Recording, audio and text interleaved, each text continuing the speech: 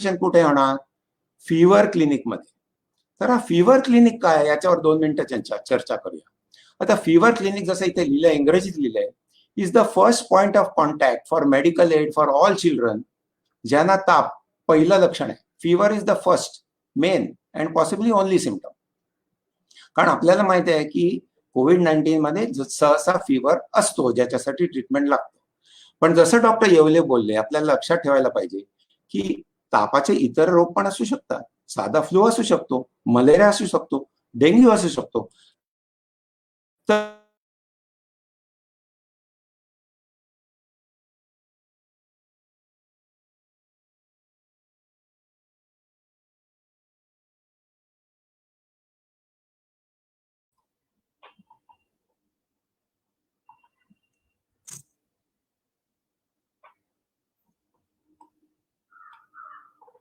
Approach, पहिला प्रश्न तो माझा डॉक्टर विचार करेल की हा कोविड आहे का नॉन कोविड आहे. जसं आता मी बोललो की it can be a non Covid illness, it may be malaria, it may be dengue, it may be anything.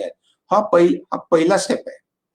आणि जर कोविड असेल, आणि मी पुढे बोलणार आहे की कोविडचे काय लक्षण आहेत, तर डॉक्टरने ट्रायज करावा. ट्रायज म्हणजे काय?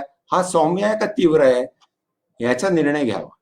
आणि जसं 3 प्रकारे आपण ठरवू, जसं मी आधीच्या स्लाइडवर दाखवलं की सिव्हिअर असेल, आणि आपण पुढे बोलू सिव्हिअरचे काय लक्षण आहेत, त्याला डायरेक्ट पीडियाट्रिक कोविड केअर पीआयसीयू किंवा एचडीयू मध्ये मोकळा पाठवून द्यावं. मॉडरेट असेल किंवा त्याला इतर कोमॉर्बिडिटीज असेल तर त्याला पीसीसीएच मध्ये पाठवावं. आणि सौम्य असेल, काही मिनिमम लक्षण असतील, माइल्ड केस, तर त्याला घरीच ट्रीटमेंट करावी. आणि घरी ट्रीटमेंट कोण करणार? पालक करणार आहेत, पण निरीक्षण करणार आहेत डॉक्टर. तर ते डॉक्टरचं काय काम आहे? हे माझा डॉक्टर म्हणजे फीवर क्लिनिकच्या डॉक्टरचं काम काय? की पालकांना शिकवायचं की घरी काय बघायचं. होम मॅनेजमेंट जे आपण म्हणतो, what is the home management, काय करावं काय नाही करावं. आणि दुसरं म्हणजे रेड फ्लॅग सायन्स, म्हणजे डेंजर सायन्स काय आहेत. आपल्याला लाल झेंडा माहित आहे, जेव्हा गाडी वेगाने जात असते रेलगाडी आणि काय पटरीत प्रॉब्लेम असला की लाल झेंडा दाखवला जातो की थांबा, आता काहीतरी वेगळं करायला लागेल. तसंच हा रेड फ्लॅग सायन्सचा असा पॉइंट आहे. आणि रोज डॉक्टरशी संपर्क साधावा, टेली फॉलोअप करायचं जोपर्यंत तो पूर्णपणे बरा होत नाही, म्हणजे रिकव्हरी, किंवा दुर्दैवाने त्याला काही कॉम्प्लिकेशन झाले आणि त्याला रिफर करावं लागेल. हे फीवर क्लिनिक डॉक्टरचं कार्य असेल. तर आता आपण एक केस घेऊया, म्हणजे आपल्याला जरा कल्पना येईल की आपल्याला काय करायचंय. आता समजा 13 महिन्याचं मूल आलं, 2 दिवसाचा ताप आहे, तर डॉक्टरच्या मनात पहिलं आलं पाहिजे की हा कोविड नाही ना. कारण जर इतर रोग असू शकेल तरी जर साथ आली आणि मोठ्या प्रमाणात आली तर डॉक्टरच्या मनात ही शंका आलीच पाहिजे की कोविड नाही आहे ना. आणि प्रॉब्लेम असा आहे की जसं डॉक्टर येवले बोलले की सुरुवातीला सौम्य असताना लक्षणं अगदी सिमिलर आहेत. फ्लूचे लक्षणं कोविड सारखे वाटू शकतात, आणि सुरुवातीला जरा पोट बिघडलं, उलट्या झाल्या, सर्वसाधारण जे आपण जुलाब म्हणतो त्याची लक्षणं कोविड सारखी असू शकतात. त्यामुळे डॉक्टरने विचारावं कोविडचे काय लक्षण आहेत. त्याच्यासाठी 4-5 प्रश्न विचारायला लागतात की कशी सुरुवात झाली, कसा वाढला ताप, व्हॉट इज द इंटरफिब्राईल पिरियड, म्हणजे ताप कमी असताना पेशंट कसा वागतो, निश्चित पडलेला असतो का मूल खेळत असतं. आणि असोसिएटेड सिम्पटम्स म्हणजे अदर सिम्पटम जे असतात, म्हणजे डोकं दुखणं, अंग दुखणं, फारसं थकवा येणं, मूल खेळत नाही, सर्दी खोकला, घसा खवखवणे, श्वास तीव्र होणे, रॅपिड ब्रिदिंग, जुलाब, व्हॉमिटिंग, हे सगळे कोविडचे लक्षण असू शकतात. आणि आणखीन महत्वाचे प्रश्न, more important questions have to be asked, की घरी पाठवतोय या पेशंटला जर माइल्ड म्हणून, तर घरचं काय वातावरण आहे ह्याच्यावर त्याचं चर्चा व्हायलाच पाहिजे. त्यांना विचार करावाच पाहिजे की घरी काय चाललंय. तर पहिला प्रश्न विचारावा की घरी किती माणसं आहेत, घरी इतर माणसं आहेत का ज्यांना कोविड आहे, हा पहिला प्रश्न. म्हणजे जर मग मुलाला होण्याचे चान्सेस जास्ती, घरी किंवा शेजारी पण असेल, क्लोज कॉन्टॅक्ट आपण म्हणतो. आणि MISCच्या रूपाने आपल्याला विचारावं लागेल की ताप आला होता का गेल्या 2-3 महिन्यात. असं जर आला असेल आणि सर्दी खोकला, तर आपण विचार करावं का MISC तर नाही ना. कोमॉर्बिडिटीज, म्हणजे आम्ही पुढे बोलणार आहे की कोमॉर्बिडिटीज कोणते महत्वाचे आहेत मुलात. आणि घरचं काय वातावरण आहे, किती माणसं आहेत, किती खोल्या आहेत, बाथरूम आतमध्ये आहे का नाही, एक आहे का 2 आहे, ही सगळी माहिती महत्वाची आहे. तुम्ही म्हणणार एवढं सगळं ठीक आहे, दिस इज ऑल इम्पॉर्टंट, पण कोविड टेस्ट करायची का?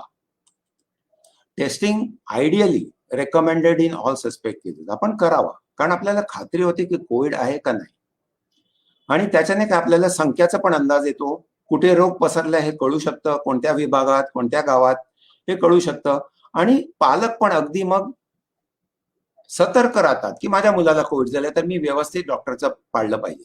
आपल्याला सगळ्यांना माहिती आहे की टेस्ट केली नसेल आणि आपण डॉक्टरने नुसतं सांगितलं की बहुतांश हा कोविड आहे, पण पालक तेवढं सिरियसली घेणार नाही.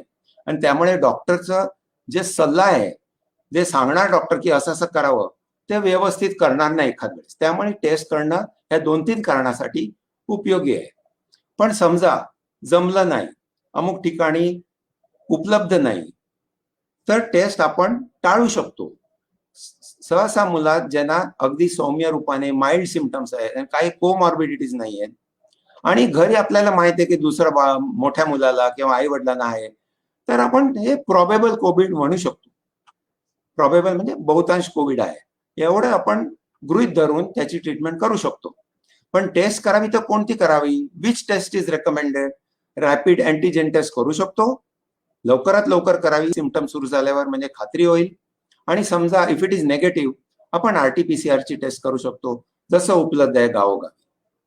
आता समजा या पेशंट बद्दल आपण पुढे चर्चा करूया. What happens next? आता दिस चाइल्ड 13 मंथ ओल्ड, त्याला कालपासून ताप आहे, 2 days फीवर, त्याला सर्दी खोकला नाही. डॉक्टरने तपासलं, डॉक्टरने तपासावं, नॉट टू कोविडचं डायग्नोसिस तपासून होत नाही, मग तपासायचं का? इतर रोग नाही ना हे खात्री करायला पाहिजे. त्याच्या तिल्लीमध्ये सूज आहे का? मग त्याला मलेरिया असू शकतो. त्याच्या अंगावर चट्टे आलेत का? तर डेंग्यू असू शकतो. असे डॉक्टरने विचार करावा. तपासल्याने डॉक्टरना आयडिया येऊ शकते, कल्पना येऊ शकते की हा कोविड आहे का इतर काही असू शकतो. आणि पुढे विचारल्यावर जसं मी म्हटलं डॉक्टरने विचारावं, आणि असं दिसून येतं की तापाला 5 दिवसापासून वडिलांना 5 दिवसापासून घरी ठेवलंय कारण त्यांना कोविड आहे. आता जवळजवळ खात्री होते की या मुलांना बहुतांश कोविड असेल. दुसरं कोण आहेत घरी? आई आहे, शी हॅज नो सिम्पटम, तिची तपासणी नाही झाली आणि ती या बाळाला दूध पाजते. आणखीन कोण आहेत घरी? There is an older brother, वडील आहेत, आणि एक आजी आहे 65 वर्षाची, त्यांच्या घरी फक्त 2 खोल्या आहेत आणि टॉयलेट कॉमन आहे. आता हे सगळं विचार करून डॉक्टरने ठरवावं की या पेशंटला कुठे ठेवावं. डायग्नोसिस काय? प्रॉबेबल और कन्फर्म माइल्ड कोविड. आता मी प्रॉबेबल म्हटलंय, कन्फर्म कधी म्हणू? समजा याचं टेस्ट झाली, RAT टेस्ट झाली किंवा RT-PCR इज डन आणि it is positive, then we can say it is confirm COVID. पण आता मी हा शब्द वापरलाय की हा माइल्ड कोविड-19 आहे. आता माइल्ड कोविड आहे आणि मॉडरेट किंवा सिव्हिअर नाही आहे हे ठरवण्यापुरती डॉक्टरने काही गोष्टी लक्षात ठेवा. आणि मी म्हणतो की जे पालक बघतायत, जे डॉक्टर पण नाहीयेत, त्यांनी पण ह्याच्यात लक्षात ठेवा की माइल्ड कोविडचे काय लक्षण आहेत. There should be no signs of, म्हणजे हे नको, तीव्र श्वास, CNS सिम्पटम्स म्हणजे निश्चित पडणं, लेथार्जी, सॉम्नॉलिसेन्स किंवा फिट्स, आणि डिहायड्रेशन म्हणजे अंगात पाणीची कमतरता होणं. ते कसं सहसा लक्षण येईल की बाळाची सूची प्रमाण म्हणजे सू व्हायचे प्रमाण कमी होते, बाळ 4 तास 5 तास 6 तास सू करत नाही. आणि तीव्र श्वाससाठी आपल्याला हा चार्ट महत्वाचा आहे, कारण वयानुसार normal respiratory rate is different. 2 महिन्याच्या आत मुलांचं 60च्या वर आपण जास्ती मानतो, 2 ते 11 महिन्यात 50च्या वर, 1 ते 5 वर्षात 40 आणि 5 वर्षाच्या पुढे 30, असं आपण लक्षात ठेवा. बरं, हे सगळं आपण ठरवलं की हा मूल माइल्ड आहे, मग पुढे काय करावं? What do we do next? आता आपण कोमॉर्बिडिटी आहे का ह्याच्यावर जरा विचार केला पाहिजे डॉक्टरने, आणि कोणते कोमॉर्बिडिटी आहेत ते इथे नोंदवले. Heart disease, blood pressure, diabetes सहसा मुलात कमी असतं, मोठ्यांच्या मनात, पण कधी असू शकतं काय मुलात, त्याला जन्मताच काय ते हृदयाचा विकार आहे किंवा लिव्हरचा काय त्रास आहे किंवा किडनी फेल आहे, दुसऱ्या इतर रोगानिमित्त, कोविडमुळे नाही. आणि किंवा अगदी स्थूलता आहे, म्हणजे त्याचं बॉडी मास इंडेक्स जे आपण म्हणतो 2 स्टँडर्ड डेव्हिएशन पेक्षा जास्ती असेल, तर अशा मुलांना जर सौम्य लक्षण असेल तरी काय करावं? जर असे मुलं कुठे खेडेगावात अगदी लांब राहतात आणि लगेच त्यांना ट्रीटमेंट किंवा डॉक्टरकडे पोच नाही आहे, तर आपण जरी सौम्य जरी असलं तर we can decide to admit them in the PCCH. पण समजा जवळपास राहतात आणि आई वडील पालक जरा सुशिक्षित आहेत, त्यांना माहित आहे, डॉक्टरचा सल्ला ऐकू शकणार आणि व्यवस्थित करू शकणार निरीक्षण घरी, तर आपण तरी त्यांना घरी माइल्ड डिझीज सारखं घरी ठेवू शकतो. तर this is the standard recommendation that we are doing.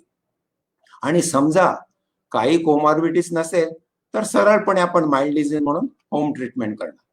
तर आता ही होम ट्रीटमेंट जी आहे, सुपरवाइज होम केअर आहे, ती कशी करावी, काय करावं, याच्यात काय काय समावेश आहे याच्यात. एक तर घरीच ठेवावं. क्वारंटाईन महत्वाचं आहे, 14 पूर्ण दिवस पहिले लक्षण पासून, आणि हे बजावून सांगितलं पाहिजे. कारण आई वडिलांना वाटतं, पालकांना वाटतं, पेरेंट्स थिंक नाही 3 दिवसांनी बुखार ताप गेलाय, his fever is gone, the child is playing, why should I keep him at home. पण this child can still be infectious and pass the disease on to others. संक्रमण या मुलांपासून दुसऱ्यांना होऊ शकतं. त्याच्यामुळे त्याचं विलगीकरण और quarantine is essential for 14 days. आणि घरी ठेवू, पण आजीपासून लांब ठेवा. कारण आजी 65 वर्षाची आहे, तिला जर लागला हा रोग तर तिला धोका जास्ती आहे. तर आम्ही म्हटलंय की या घरात 2 खोल्या आहेत, तर शक्य तर मुलाला एका खोलीत ठेवावं आणि आजीला वेगळं ठेवावं. आणि बाकीचे इतर फॅमिली मेंबर्स घरी जे राहतात, they should wear a mask. आता 13 महिन्याच्या मुलाला मास्क कठीण आहे लावायचा, पण तरी आपण 2 वर्षाच्या पुढे मुलांनी जर असेल तर त्यांनी पण मास्क नेहमी घालावं. जर कोविडच्या पेशंटच्या समोर असलं तर, किंवा इतर माणसांच्या समोर जवळ आला तर मास्क नेहमी घालावं. आणि आता कोण कोण आहे त्या घरी जरा विचार करा. वडिलांना कोविड होऊन गेल्या म्हणजे आहे ऑलरेडी, त्यामुळे त्याने याच्या सोबत राहिलं तर हरकत नाही. आता आईने राहावं का? The mother is, remember, breast feeding चालू आहे, ब्रेस्ट फिडिंग चालू ठेवावं, नाहीतर बाळाचं कुपोषण होऊ शकतं. तर ब्रेस्ट फिडिंग चालू ठेवावं. जरी कोविड असेल मुलाला तरी रेकमेंडेशन या कृती दलाचं असं आहे की आईने ब्रेस्ट फिडिंग चालू ठेवावं. पण जवळ येण्यापूर्वी हात धुवावे, बाळाला मांडीवर घेण्यापूर्वी हात धुवून घेणे आणि मास्क घालूनच फिडिंग करावे. दिस इज द रेकमेंडेशन. आणि बाकी आहारात काय, आपल्याला माहिती आहे, आई वडील नेहमी विचारतात, मी बाळाला काय देऊ, मासे खाऊ शकतो का, टमाटा खाऊ शकतो का, काकडी खाल्ल्याने सर्दी नाही वाढेल ना, असे सगळे 100 प्रश्न असतात. तर आपण त्यांना सांगितलं पाहिजे सगळं खाऊ शकतो, कोविडमध्ये तशी काही पथ्य नाहीये, पण पाणी जास्ती द्यावं. Extra fluid intake is important. मोठ्या मुलांनी मिठाच्या पाण्याचे गुळणे करावे जर घशाला इरिटेशन असेल तर. आणि ट्रीटमेंट फक्त सिम्प्टोमॅटिक ट्रीटमेंट, म्हणजे ताप आला तर तापाचं औषध, म्हणजे आपलं पॅरासेटामॉल, आणि अँटीबायोटिकचा दुरुपयोग नाही करायचा. आणि अशा केसेसमध्ये काही तपासणी, चाचणी, रक्ताची किंवा एक्सरे किंवा सिटी स्कॅन, बाबा रे सिटी स्कॅन नाही, इन्व्हेस्टिगेशनची गरज नाही, घरीच ठेवावं. पण घरी ठेवून करावं काय? निरीक्षण करायचं, मॉनिटरिंग करायचं. कोण करणार? पालक करणार. पण तुम्ही म्हणणार एखादी पालक किंवा नाहीये घरी, आई वडीलच समजा हॉस्पिटलमध्ये आहेत, त्यांना कोविड झालंय, किंवा नाहीये, दुर्दैवाने आई वडील नाहीये, किंवा सुशिक्षित नाहीये, त्यांना काय समजा कळत नाही काय करायचं, तर अशा परिस्थितीत आपण अंगणवाडी वर्करचा उपयोग करावा. आपल्या प्रदेशात मला सांगितलं गेलं की 1 लाख अंगणवाडी वर्कर आहेत. ते आशाताई आपण म्हणतो, ते घरोघरी जातात, त्यांना परिचय आहे की प्रत्येक घरात कोण आहे कोण नाही आहे, काय परिस्थिती आहे घराची, आई वडील किती सुशिक्षित आहेत आणि किती मुलं आहेत, त्यांचं वजन बिजन ते करतच असतात, त्यांचं लस टोचणी पण करतात. तर अशा अंगणवाडी वर्करना आपण या युद्धात त्यांचा उपयोग करावा. आणि काय मॉनिटरिंग करावं, हे 4-5 गोष्टीच करावं. हे सोपं आहे. तापमान, टेम्परेचर, पल्स म्हणजे नाडी, ऑक्सिजनचं प्रमाण, लघवी किती होते किंवा नाही, आणि श्वासाची तीव्रता, breathing is fast or no. आणि काय नुसतं बघून नाही, आपण एक चार्ट ठेवावा. मी चार्ट तुम्हाला दाखवणार आहे पुढच्या स्लाइडमध्ये. चार्ट ठेवलं तर आपल्याला नीट कळतं की मुलाची तब्येत घसरत जाते का सुधारते. त्यामुळे एक चार्ट ठेवावा. मी चार्ट नंतर तुम्हाला दाखवणार आहे. आणि समजा आई वडील हे करू शकत नाही तर कोण करणार? जर शक्य आहे तर मी म्हणणार की अंगणवाडी वर्करने दिवसातून एकदा तरी फेरी मारावी आणि आई वडील किंवा पालक कसं करतात हे निरीक्षण घरी, हे मॉनिटरिंग कसं करतात त्याच्यावर त्यांना उपदेश करावा आणि जमलं नाही ते त्यांनी स्वतः करावं आणि त्यांना शिकवावं कसं करायचं. आता SpO2 तुम्हाला माहिती आहे, त्याला एक यंत्र लागतं, पल्स ऑक्सिमीटर जे आपण म्हणतो. तर ते घरोघरी नसणार, मुंबईसारख्या शहरात आज लोक जाऊन विकत घेतात, पण ते 2-2.5 हजारचं मशीन आहे, सगळ्यांना कुठे परवडणार. तर मी सुचवलंय सरकारला की SpO2चं जे मशीन आहे ते प्रत्येक सेंटरला, फिवर क्लिनिकला असावं आणि जास्ती प्रमाणात असावं, 15-20 प्रत्येक सेंटरला ठेवावे, की ज्यांच्या घरी नाही आहे तर त्यांना 10 दिवसासाठी 8 दिवसासाठी घरी द्यावं, की ते आई वडील पालक घरी मापून हे चार्ट ठेवू शकणार आणि ते 8-10 दिवसांनी त्याचं काम झाल्यावर ते परत करू, ताकी दुसऱ्या पेशंटच्या उपयोगी येईल. बरं, नुसतं ठेवायचं नाही, हे जे ते चार्ट ठेवतात त्याचं रिपोर्ट डॉक्टरकडे गेलं पाहिजे, ते फिवर क्लिनिकमध्ये गेलं पाहिजे, डॉक्टर किंवा त्याच्या असिस्टंटकडे. ते कसं पाठवायचं? फोन करून सांगू शकतो, दिवसातनं एकदा एक ठराविक टाइम ठरवायचं, संध्याकाळी 7 ते 8 किंवा काय, जेव्हा डॉक्टर किंवा त्यांचे असिस्टंट बसले असतील, हे सगळ्यांचं ते नोंदणी घेणार की कोण मुलाचं काय परिस्थिती आहे, how much is is particular, कोणाचं SpO2 कमी नाही झालंय ना, की कोण मुलाची तब्येत घसरत नाही ना. फोन नसेल तर फोन, समजा चार्टच पाठवायचं असेल तर व्हॉट्सअप तर हल्ली सगळ्यांकडे असतं, व्हॉट्सअपमध्ये आपण चार्ट पाठवू शकतो. आणि जसं मी आधी बोललो, if it's not possible, anganwadi worker घरोघरी जाऊन याची चौकशी करू शकते. Now this is the chart. आणि याचे प्रिंटेड कॉपी म्हणजे छापून दिलेले कॉपी आपण पालकांना द्यावं आणि आपण हे मराठीत किंवा हिंदीत पण बनवू शकतो. सोपं आहे. हे जे 5 लक्षणं मी सांगितली, जे मापायचे आहेत, दिवसातनं 3दा तरी पहिल्या, दुसऱ्या, तिसऱ्या दिवशी ते तारखा लिहायचे. आणि इथे या चार्टवर मगाशी जे मी बोललो की normal respiratory rate is what, 60, 50, 40, 30 according to age, हे पण लिहून द्यावं, त्यामुळे काय गोंधळ नको.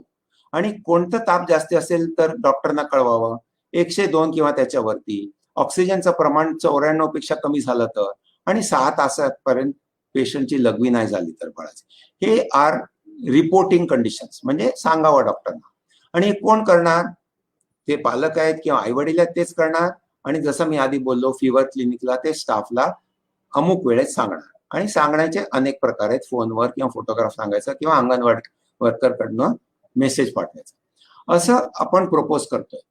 तर आपण असं केलं आणि समजा दुर्दैवाने या पेशंटची तब्येत घसरली, तर कोणते लक्षणं महत्वाचे आहेत, जे आपण मगाशी मी बोललो रेड फ्लॅग सायन्स, हे जेव्हा आपण फिवर क्लिनिक स्टाफला दिवसाच्या अखेरी नाही, ताबडतोब सांगावं, वाट बघायची नाही रात्रीपर्यंत किंवा जो ठराविक वेळ ठरलाय, आधीच सांगायचं.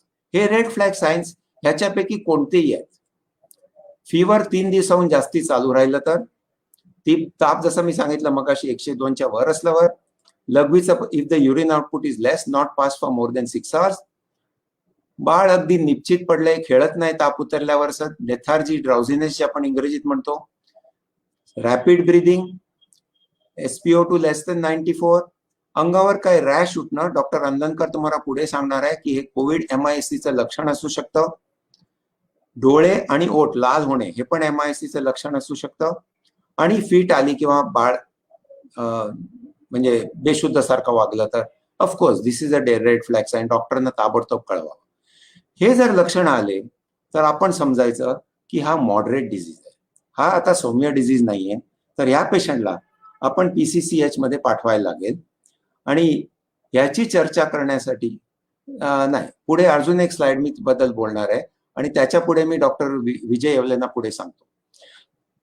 तर समजा आमच्या मुलाला, जो 13 महिन्याचं मुलं आहे ना, लक्षात आहे ना, we started with a 13 month old child with 2 days fever, त्याचा 4th day also is still as fever, 4थ्या दिवशी पण त्याला ताप आहे आणि मूल आता डल झालंय, खेळत नाही, काहीच खात नाही, आई म्हणते त्याला लघवी पण होत नाही, ब्रीदिंग डिफिकल्टी नाहीये, पल्स रेट थोडासा जास्ती आहे, पण हे रेड फ्लॅग सायन्स मध्ये आले, त्यामुळे ताबडतोब फिवर क्लिनिकला कळवावं. लक्षात ठेवा, पेशंटला घेऊन जायचं नाही फिवर क्लिनिकला. याचे 2-4 कारण आहेत. एक तर फिवर क्लिनिक लांब असू शकतं. आपल्याला माहित आहे की प्रत्येक गावी जरी असेल जवळपास डॉक्टर, काही गावी डॉक्टर तेवढं जवळ नाही आहेत, काही मैल जावं लागतं, बैलगाडीने जावं लागतं किंवा ST ने जावं लागतं. कळवलं तर बस आहे, इन्फॉर्म द क्लिनिक, फोनने कळवावं, व्हॉट्सअपने कळवावं किंवा मेसेज पाठवावं. इन्फॉर्म केलं. आणि दुसरं कारण आहे की जाऊ नये, कारण नेताना समजा हा कोविडचा पेशंट आहे, लक्षात ठेवा, तो फिवर क्लिनिकला गेला तर फिवर क्लिनिकला इतर मंडळी असणार, इतर मुलं असणार जेने कोविड नसेल सुद्धा, त्यांना मलेरिया असेल, इतर औषध, त्यांना धोका आहे की हा रोग ज्या मुलांकडनं त्यांना जाऊ शकतो, म्हणजे संक्रमण होऊ शकतं, इन्फेक्शन होऊ शकतं. त्याच्यासाठी सहसा पळत जाऊ नये, पॅनिक होऊ नये, डॉक्टरना कळवावं. डॉक्टर तुम्हाला व्यवस्थित समजवतील की काय करावं. आता त्याचा पुढचा टप्पा मी सांगणार की डॉक्टर काय करणार. डॉक्टर पेशंटला परत नॅचरली तपासणार असं नाही, पण जे सांगितलं जाईल त्याला, म्हणजे व्हर्च्युअली आपण जे म्हणतो, म्हणजे लांबूनच तो ठरवणार की आई जे सांगते ते खरं आहे ना, की खरंच हा मॉडरेट केस मध्ये फिट होतो की नाही, म्हणजे मॉडरेट केस आहे की नाही, ते तो ठरवणार. त्याच्यानंतर he is going to think, तो विचार करणार की याचा RAT आणि RT-PCR कोविडसाठी झालंय की नाही. कारण जसं मी आधी सांगितलं, कधीतरी तो झाला नसेल किंवा रिपोर्ट तयार नसेल, पण समजा झालं आणि पॉझिटिव्ह आहे तर त्याला खात्री आहे, you are certain that this is a COVID case which is now deteriorating. So you will tell that patient की तुम्हाला PCCH ला डायरेक्ट जावं, फिवर क्लिनिकला येऊ नका, तुम्हाला ऍडमिट करावं.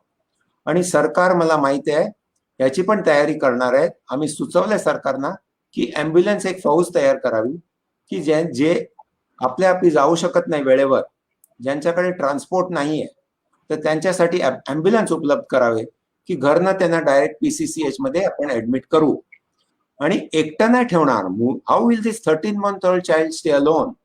There will be a family member who will be accommodated there or an attendant, कोणी पालक. आता हा कोण असेल? This should preferably one who is either vaccinated or recovered from COVID, म्हणजे त्याला संक्रमण होण्याचे चान्सेस कमी आहेत. पण आपल्या केसमध्ये कोणाला पाठवणार? Will have to send the mother because she is breast feeding. त्यामुळे आपल्या केसमध्ये आईला, पण समजा आई दूध पाजत नव्हती तर या केसमध्ये आपण वडिलांना पाठवू शकतो, कारण त्यांना कोविड झालंच आहे किंवा होऊन गेलंय. So that is an important consideration की who is the attendant to go with the child. आणि समजा त्याचं रॅपिड अँटीजेन टेस्ट किंवा RT-PCR झाला नसेल तर आपल्याला खात्री नाहीये की हा कोविड आहे का नाही, दुसरं काही असू शकतं. तर एक उपाय आहे की आपण या पेशंटला, कारण त्याला घरी ठेवता येत नाही, हे रेड फ्लॅग सायन्स आहे, त्यामुळे त्याला आपण ग्रामीण रुग्णालय म्हणजे रुरल हॉस्पिटल किंवा जरासा अपग्रेडेड PHC जिथे सामग्री आहे तिथे आपण एक होल्डिंग एरिया असं व्यवस्थित वेगळं निर्माण करायला पाहिजे, जिथे असे पेशंट जे आम्हाला खात्री नाहीये की कोविड आहे का कोविड नाहीये. Remember, Covid and non Covid patients in hospital should be kept separate. त्यांना वेगवेगळ्या वॉर्डमध्ये ठेवा, वेगळ्या विभागात ठेवा. पण एक कॉमन एरिया असेल जिथे आपल्याला खात्री नाही की कोविड आहे की नाहीये, त्याला आपण होल्डिंग एरिया म्हणू, तिथे या मुलाला ठेवायचं आणि रॅपिड अँटीजेन टेस्ट करायची. आणि रॅपिड अँटीजेन टेस्टचा रिपोर्ट तुम्हाला माहिती आहे 1-2 तासातच लवकर भेटतो. आणि समजा केला आणि तो पॉझिटिव्ह आला तर we can admit that child to PCCH. आणि समजा सेकंड टाइम केलं निगेटिव्ह आहे, पहिल्या वेळेला पण निगेटिव्ह आहे, सेकंड टाइम पण निगेटिव्ह आहे, तर आपण समजायचं की हा कोविड नसे आणि त्याला नॉन कोविड म्हणून गृहीत धरायचं. त्याची इतर चाचणी करायची, त्याला मलेरिया असेल, इतर प्रकारचा निमोनिया असेल, काही असेल, ते डॉक्टर समर्थ आहेत, ते विचार करणार कोणते टेस्ट करायचे, what tests required, X-ray is required, blood test is required, typhoid test is required, malaria smear is required, और लघवीचे तपास लागेल, युरिन इन्फेक्शन आहे का बघायला, हे सगळं डॉक्टर करतील and he will be managed in a normal non-COVID ward. So this is the plan for patients with mild illness. आणि पुढे कोविड सेंटरमध्ये ऍडमिट झाल्यावर काय करणार आहेत हे सांगायला तुम्हाला मी डॉक्टर विजय येवलेंना आमंत्रण करतो आणि मी इथे माझं भाषण थांबवतो. थँक्यू. थँक्यू डॉक्टर प्रभू. अतिशय सरळ आणि सोप्या शब्दात तुम्ही सर्वांना समजून सांगितलं आणि माझी खात्री आहे की आपल्या प्रत्येक माझ्या डॉक्टरला ह्या मार्फत अतिशय चांगल्या प्रकारचं मार्गदर्शन झालेलं आहे. आणि 2 गोष्टी मी परत एकदा नमूद करू इच्छितो की पहिली गोष्ट म्हणजे 90 ते 95% मुलांना सौम्य प्रकारची बाधा होणार आहे. आणि आपण डॉक्टर प्रभूंनी सांगितलं त्याप्रमाणे आपल्या लक्षात आलंच असेल की ह्या मुलांना हॉस्पिटलमध्ये पाठवायची काही गरज पडणार नाही. आणि प्रत्येक माझा डॉक्टर त्याला योग्य ती चाचणी करून योग्य ते मार्गदर्शन आणि घरी होम केअरवर मार्गदर्शन करणार आहे. आणि याच्यात पालकांची पण जबाबदारी राहणार आहे. आणि अतिशय उत्तम प्रस्ताव आम्ही मांडलेला आहे की ह्या कार्यामध्ये आपण अंगणवाडी वर्कर किंवा आशाताईंना जर समाविष्ट करून घेतलं तर बराच आपला जे कारभार सोपा होणार आहे. एक आवर्जून लक्षात घ्या की आतापर्यंत कुठल्याही स्टेजला डॉक्टरांनी एखादी ब्लड टेस्ट सांगितलेली नाहीये किंवा एक्सरे सांगितलेला नाहीये किंवा कुठलं सिटी स्कॅन करायला सांगितलं. इनफॅक्ट सिटी स्कॅन नको रे बाबा असं म्हणाले. तर मी परत एकदा उल्लेख करतो की उगाचच सिटी स्कॅन करत बसू नका. दुर्दैवाने असं आढळून आलं की बऱ्याच कोविड रुग्णांना सिटी स्कॅन साधारण करण्याची एक वेवच आली आहे. प्रत्येक जण उत्सुक सिटी स्कॅन करतोय. तर डॉक्टरांच्या सल्ल्याशिवाय सिटी स्कॅन करू नका किंवा कुठल्याच चाचण्या करू नका. आणि डॉक्टर प्रभूंनी सांगितल्याप्रमाणे हा सौम्य रुग्ण आपण पालकांना मार्गदर्शन करणार आहोत की त्याच्यात कुठले रेड फ्लॅग साईन बघायचे आणि रेड फ्लॅग साईन आलेत की आपण याला मॉडरेट डिझीज म्हणणार. And this is the time when this child would be referred to a paediatric COVID care hospital. आता हे कोविड केअर हॉस्पिटल म्हणजे आपण विशिष्ट ठिकाणी प्रत्येक तालुक्यात जिल्ह्यामध्ये वेगवेगळे ग्रामीण रुग्णालय झाले किंवा प्रायमरी हेल्थ सेंटर्स आहेत तिथे. आणि माझ्या माहितीप्रमाणे बऱ्याच प्रायमरी हेल्थ सेंटरमध्ये आता ऑक्सिजनेटेड बेडची उपलब्धता आलेली आहे आयडल कोविडच्या निमित्ताने. त्याच्यातला काही भाग आपण पीडियाट्रिक याच्यासाठी वापरू शकतो. आणि एकदा अशा प्रकारचा रुग्ण ह्या ग्रामीण रुग्णालय किंवा PCCH मध्ये पोहोचल्यावर जर त्याची टेस्ट निगेटिव्ह असेल आणि जरी तो क्लिनिकली आपल्याला कोविड सारखा वाटत असेल तरी टेक्निकली आपल्याला याला कोविड विभागात ऍडमिट करता येणार नाहीये. ही एक गोष्ट आपण लक्षात ठेवायची. दुसरी गोष्ट ही साधारण लाट येईल त्यावेळेस इतर प्रकारचे आपले जे मान्सून मधले आजार आहेत ती पण वाढण्याची शक्यता आहे. आपलं मलेरिया, डेंग्यू, टायफॉइड.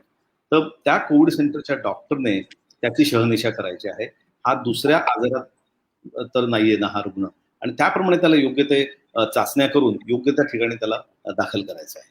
आता आपण गृहीत धरूया की हा रुग्ण याची पहिली रॅपिड अँटीजन टेस्ट पॉझिटिव्ह होती किंवा PCR पॉझिटिव्ह होती किंवा पहिली टेस्ट निगेटिव्ह होती आणि ह्या PCCH मध्ये पोहोचल्यानंतर त्याची जी दुसरी टेस्ट केली ती पॉझिटिव्ह आली. म्हणजे हा मॉडरेट कन्फर्म कोविड आहे. मग याला आपण PCCH पीडियाट्रिक कोविड केअर हॉस्पिटलमध्ये दाखल केल्यानंतर काय करायचं आहे. तर त्याच्यासाठी सुद्धा टास्क फोर्सने काही गाईडलाईन्स बनवले आहेत जेणेकरून योग्य ते आणि आवश्यक तेवढेच चाचण्या होतील आणि एक युनिफॉर्म प्रोटोकॉलाइज्ड ट्रीटमेंट त्यांना देण्यात येईल. तर आपण तपासणी काय काय करणार तर कम्प्लीट ब्लड काउंट म्हणजे त्याचं हिमोग्लोबिन किती आहे, व्हाईट सेल काउंट किती आहे, त्याच्या प्लेटलेटची संख्या किती आहे, CRP, SGPT, serum albumin, serum creatine आणि सिरम इलेक्ट्रोलाइट. तर हे एवढं सगळं का करायचंय की एक लक्षात घ्या ह्या बाळाला 3-4 दिवसाचा ताप आहे आणि ताप वाढलेला आहे आणि त्याला काही मॉडरेट आजाराची लक्षणं आढळून आलेली आहेत. तर CBC CRP ने आपल्याला सर्वसाधारणपणे त्याच्या प्रोग्रेसचं लक्षात येतं.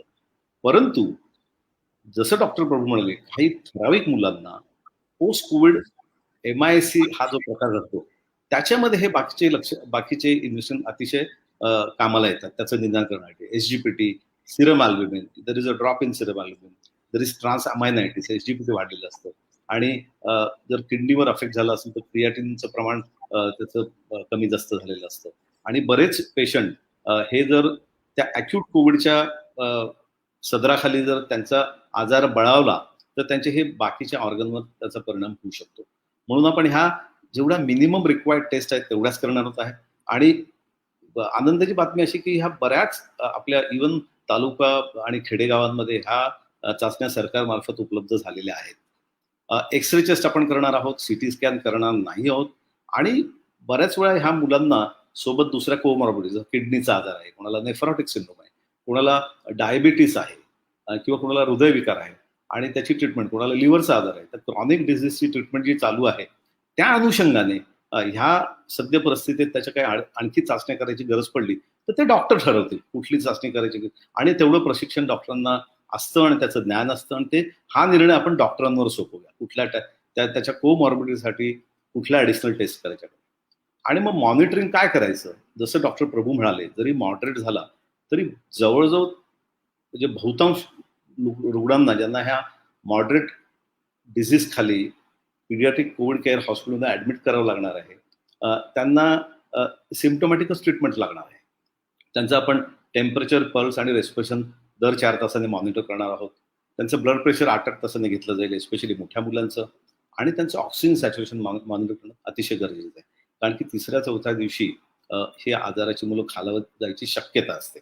आणि आपण म्हणालो त्याप्रमाणे साधारण 94% वर जर सॅच्युरेशन असेल तर आपण तोपर्यंत तर घरीच मॅनेज करणार आहोत.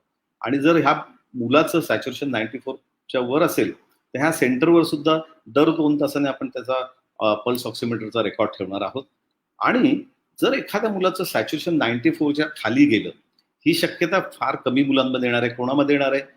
अगदी क्वचित, रेअरली एखादा मुलगा ऍडल्ट कोविड सारखा त्याला निमोनिया होऊ शकतो. दुसरी गोष्ट, हे जे पोस्ट कोविड MIS चे मुलं असतात त्यांना बऱ्याच वेळा त्यांच्या हृदयाचं फंक्शन कमी होतं आणि त्यांना शॉक डेव्हलप व्हायची शक्यता असते. त्यांच्यामध्ये हे ऑक्सिजन सॅच्युरेशन कमी व्हायची शक्यता असते. तिसरी गोष्ट, त्यांना जर अंडरलाईन हृदय किंवा फुफ्फुसाचे काही आजार असतील तर त्याच्यात त्यांची सॅच्युरेशन ड्रॉप व्हायची शक्यता असते. आणि फायनली आपण बऱ्याच वेळा असं आढळून येतं की हे कोविडची मुलं काहीच खात नाहीत, त्यांचा आहार आणि त्यांच्या शरीरातल्या फ्लूइडची मात्रा कमी पडते, मग त्यांचं ब्लड प्रेशर ड्रॉप होतं. त्यांना पण एखाद वेळेस अर्ली शॉकमध्ये ते जातात आणि त्यांची रक्ताचं सर्क्युलेशन कमी पडतं आणि त्याच्यात सॅच्युरेशन कमी व्हायची शक्यता असते. तर ह्या गोष्टी आपण मॉनिटर करणार. जर 94च्या वर असेल दर 2 तासाने बघणार आहोत आणि 94च्या कमी सॅच्युरेशन असेल 90 आणि 94च्या मध्ये, तर त्याला कंटिन्युअस आपण पल्स ऑक्सिमीटरने मॉनिटर करणार. आणि बाळाच्या साधारण सेन्सोरियमसाठी आपण साधा स्केल वापरणार आहोत, ज्याला आपण पीडियाट्रिकमध्ये AVPU, alert, responding to verbal commands, responding to pain आणि अनरिस्पॉन्सिव्ह, असे एक ठोकळ 4 विभाग केलेले आहेत. आणि प्रत्येक पीडियाट्रिशियनला याची कल्पना आहे. आणि आपण दर 8 तासाने या बाळाला ह्या AVPU चार्टवर स्कोअर करणार आहोत. अर्थात बाळ किती खातो, त्याला किती सलाईन गेलं, त्याचं लघवीचं प्रमाण, याचा आपण तक्ता ठेवणार आहोत. आणि इतर आजाराच्या अनुषंगाने त्याचं मॉनिटरिंग आपण चालू ठेवायचं आहे. मग हे झालं इन्व्हेस्टिगेशन आणि मॉनिटरिंग. मग अशा बाळाला आपण ट्रीटमेंट काय देणार आहोत? तर परत मुख्यत्वे करून इथे सपोर्टिव्ह केअर राहणार आहे. त्या बाळाचं हायड्रेशनकडे लक्ष दिलं जाईल. जर बाळ तोंडावाटे इनफ घेत नसेल तर ही मे रिक्वायर IV फ्लुइड्स. त्याच्या न्यूट्रिशनकडे ॲडिक्वेट लक्ष दिलं जाणार आहे. कारण की बरेच मुलांची ॲपिटाईट कमी होते, बऱ्याच मुलांना उलट्या होतात, काही मुलांना जुलाब आढळून आलेले आहेत कोविडमुळे. तर त्याकडे आपण लक्ष देणार. त्याचं न्यूट्रिशन अतिशय महत्त्वाचं आहे, जेणेकरून बाळ कुपोषित व्हायला नको. जसं डॉक्टर प्रभूंनी सांगितलं, एखादं मूल जर अंगावरचं दूध घेत असेल तर आईला ठराविक सूचना देऊन त्या अंगावरचं दूध आपण चालू ठेवणार आहोत. ताप कमी करायला पॅरासिटामॉल ह्या अतिशय सोप्या आणि साध्या औषधाचा आपण वापर करणार आहोत. आणि आपल्या सर्व पीडियाट्रिशियनना त्याच्या डोसची कल्पना आहे. जे मेडिकल ऑफिसर ह्या सेशन बघतायत त्यांनी लक्षात ठेवावं की अतिशय सुरक्षित असं औषध म्हणजे पॅरासिटामॉल ताप कमी करण्यासाठी. 10 ते 15 मिलीग्राम पर किलो पर डोस दर 4 ते 6 तासाच्या अंतराने आपल्याला देता येतो.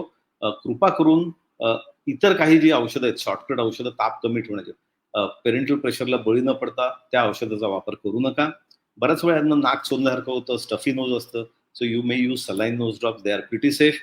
Avoid using medicated nose drops, ते वापरू नका शक्यतो.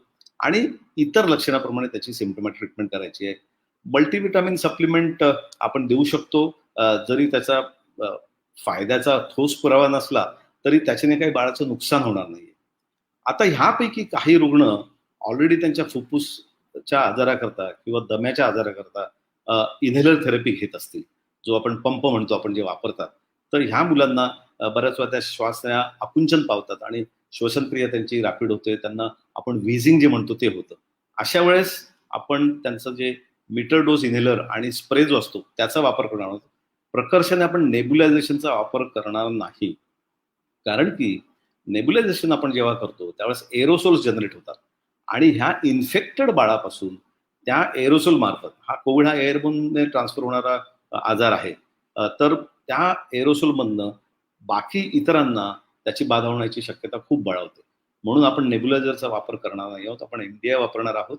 आणि त्याच्या गरजेप्रमाणे जर आपल्याला एखादा पुरावा सापडला की बाळाला अंडरलाईन बॅक्टेरियल इन्फेक्शन असायची शक्यता जर असेल तर त्याला आपण अँटीबायोटिक देणार आहोत, जे सेफ्ट्रॅक्झॉन किंवा कोआमॉक्सिक्लिन आपण म्हटलेलं आहे. आणि त्याचा डोस पण इथे नमूद केलेला आहे. सगळ्या पीडियाट्रिशियन आणि नॉन पीडियाट्रिशियन मेडिकल ऑफिसरने त्याची नोंद घ्यावी की अँटीबायोटिक जर आपल्याला काही अंडरलाईन बॅक्टेरियल इन्फेक्शनचा पुरावा आढळला तरच वापर करायचा आहे, नाहीतर करोनामध्ये अँटीबायोटिकचा काहीच रोल नाहीये. आणि कोरोनामध्ये आपण जर फ्लूशी तुलना केली तर बऱ्याचशा फ्लूच्या व्यक्तींना सेकंडरी बॅक्टेरियल इन्फेक्शन म्हणजे जीवाणूचा संसर्ग होतो, परंतु ती बाब कोरोनामध्ये साधारणपणे आढळून आलेली नाहीये. त्यामुळे unless there is evidence of bacterial infection, please don't use antibiotic. आणि आपण त्याची जी अंडरलाईंग कोमॉर्बिड कंडिशन आहे, जसं डायबिटीस, हायपरटेन्शन, त्याचे हृदयविकारासाठी काही औषधं चालू असतील, ते आपण कंटिन्यू करणार आहोत आणि त्याचं मॉनिटरिंग करणार. आता एक लक्षात घ्या की हे जे मॉडरेट आजाराचे रुग्ण आहेत ते 2 गटामध्ये मोडतात. काही मुलं असतात त्यांचं ऑक्सिजनचं प्रमाण 90 आणि 94च्या मध्ये स्थिर राहतं, म्हणजे ते 94च्या खाली जायला लागतं पण 90च्या वर राहतं. ह्या मुलांना एकदा ऑक्सिजनचं प्रमाण 94च्या खाली जायला लागलं की ऑक्सिजनची गरज पडते. आणि मी नमूद केलं त्याप्रमाणे ह्या सर्व पिडियाट्रिक केअर हॉस्पिटलमध्ये ऑक्सिजनची म्हणजे सोय करून दिली जाणार आहे. किंबहुना बऱ्याच ठिकाणी ऑलरेडी ऑक्सिजनेटेड बेड्स अवेलेबल आहेत. आपण नेझल प्रॉंग किंवा मास्क किंवा ऑक्सिजन हुड किंवा नॉन रिब्रिदिंग मास्क वापरून या मुलांना ऑक्सिजन देणार आणि त्याचं ऑक्सिजन सॅच्युरेशन मॉनिटर करणार. एक आढळून आलं आहे की ह्या मुलांना जर त्यांना पोटावर झोपवलं, पालथं झोपवलं, तर त्यांच्या फुफ्फुसाचं प्रसरण आणि ऑक्सिजनेशन कैक पटीने चांगलं होतं. आणि एक लक्षात घ्या, जरी क्वचित तरी सुद्धा काही मुलं याच्या पुढे पण प्रोग्रेस होऊ शकतात. त्यांना तीव्र सिव्हिअर प्रकारचा कोविड होऊ शकतो, फुफ्फुसामध्ये निमोनिया होऊ शकतो. मी घाबरवायचा प्रयत्न करत नाही, खूप कमी मुलांमध्ये होणार आहे, परंतु त्यामध्ये ऑक्सिजन आणि व्हेंटिलेटर सोबत त्यांना पोटावर झोपवून जर त्यांची ट्रीटमेंट केली तर निश्चितच फायद्याचं ठरतं. आणि आपल्या सर्वांना पोटावर झोपण्याची सवय नसते, त्यामुळे ह्या स्टेजलाच आपण जर शक्य झालो तर त्या मूल त्याच्या जाग्यावस्थेतच प्रोन पोझिशनमध्ये त्याला आपण जर ट्रीटमेंट कंटिन्यू केली तर त्याचा निश्चितच फायदा होईल. आता राहिला प्रश्न कोविड स्पेसिफिक औषधं. एक गोष्ट लक्षात घ्या, हा मॉडरेट प्रकारचा जो आजार असतो त्या आजारामध्ये पूर्ण विश्वात वेगवेगळ्या ट्रायलमध्ये एक नक्की प्रकर्षाने पुढे आलंय की स्टिरॉइड्स हा याच्यावरचा एक उत्तम उपाय आहे आणि त्याच्याबद्दल बरंच एव्हिडन्स आहे. So this is the only evidence based medication which is recommended in moderate to severe disease. आपण वेळेत अशा मुलाला ज्याचं ऑक्सिजनचं प्रमाण घटतंय अशा मुलाला डेक्सामेथासोनचा वापर करणं होतो. 0.15 milligram per kilogram per dose once a day. Remember, the maximum dose is going to be 6 milligram per day, and this will be given for 5 to 14 days depending on the severity of the disease and how the patient responds. परंतु बाकी medical officers आणि सर्वसाधारण जनतेला मी सांगू इच्छितो की हा निर्णय डॉक्टरांवर सोपवा. हे जे PCCH मध्ये जे डॉक्टर आहेत ते प्रशिक्षित डॉक्टर असणार आहेत, ते आहेत किंबहुना, आणि ते निर्णय घेतील की त्या मुलाला स्टिरॉइड द्यावं की नाही. आता सर्वात मोठा प्रश्न राहिला रेमडेसिवीरचा. आपण रेमडेसिवीर बद्दल बरंच काही वाचतो, बरंच काही आपल्या ऐकण्यात येतं, आणि दुर्दैवाने रेमडेसिवीर म्हणजे कोविडवरचा रामबाण उपाय अशी धारणा बऱ्याच लोकांची झालेली होती. सुदैवाने ती आता हळूहळू कमी होत चालली आहे. एक लक्षात घ्या, रेमडेसिवीरचा लहान मुलांमध्ये होणारा उपयोग हा मोठ्यांमध्ये झालेल्या उपयोगावरून एक्स्ट्रापोलेट केलेला आहे. So there is no direct evidence of benefit of remdesivir in children. However, those children who do desaturate, who require oxygen, and if they come within first week of illness, there could be a potential role of remdesivir. तर अशा मुलांना ज्यांना oxygen saturation कमी कमी होतं, ज्यांना steroid लागतं, आणि ते जर पहिल्या आठवड्यात ट्रीटमेंटसाठी आले, एस्पेशली पहिल्या 5 दिवसात आले, तर there is a potential role of remdesivir.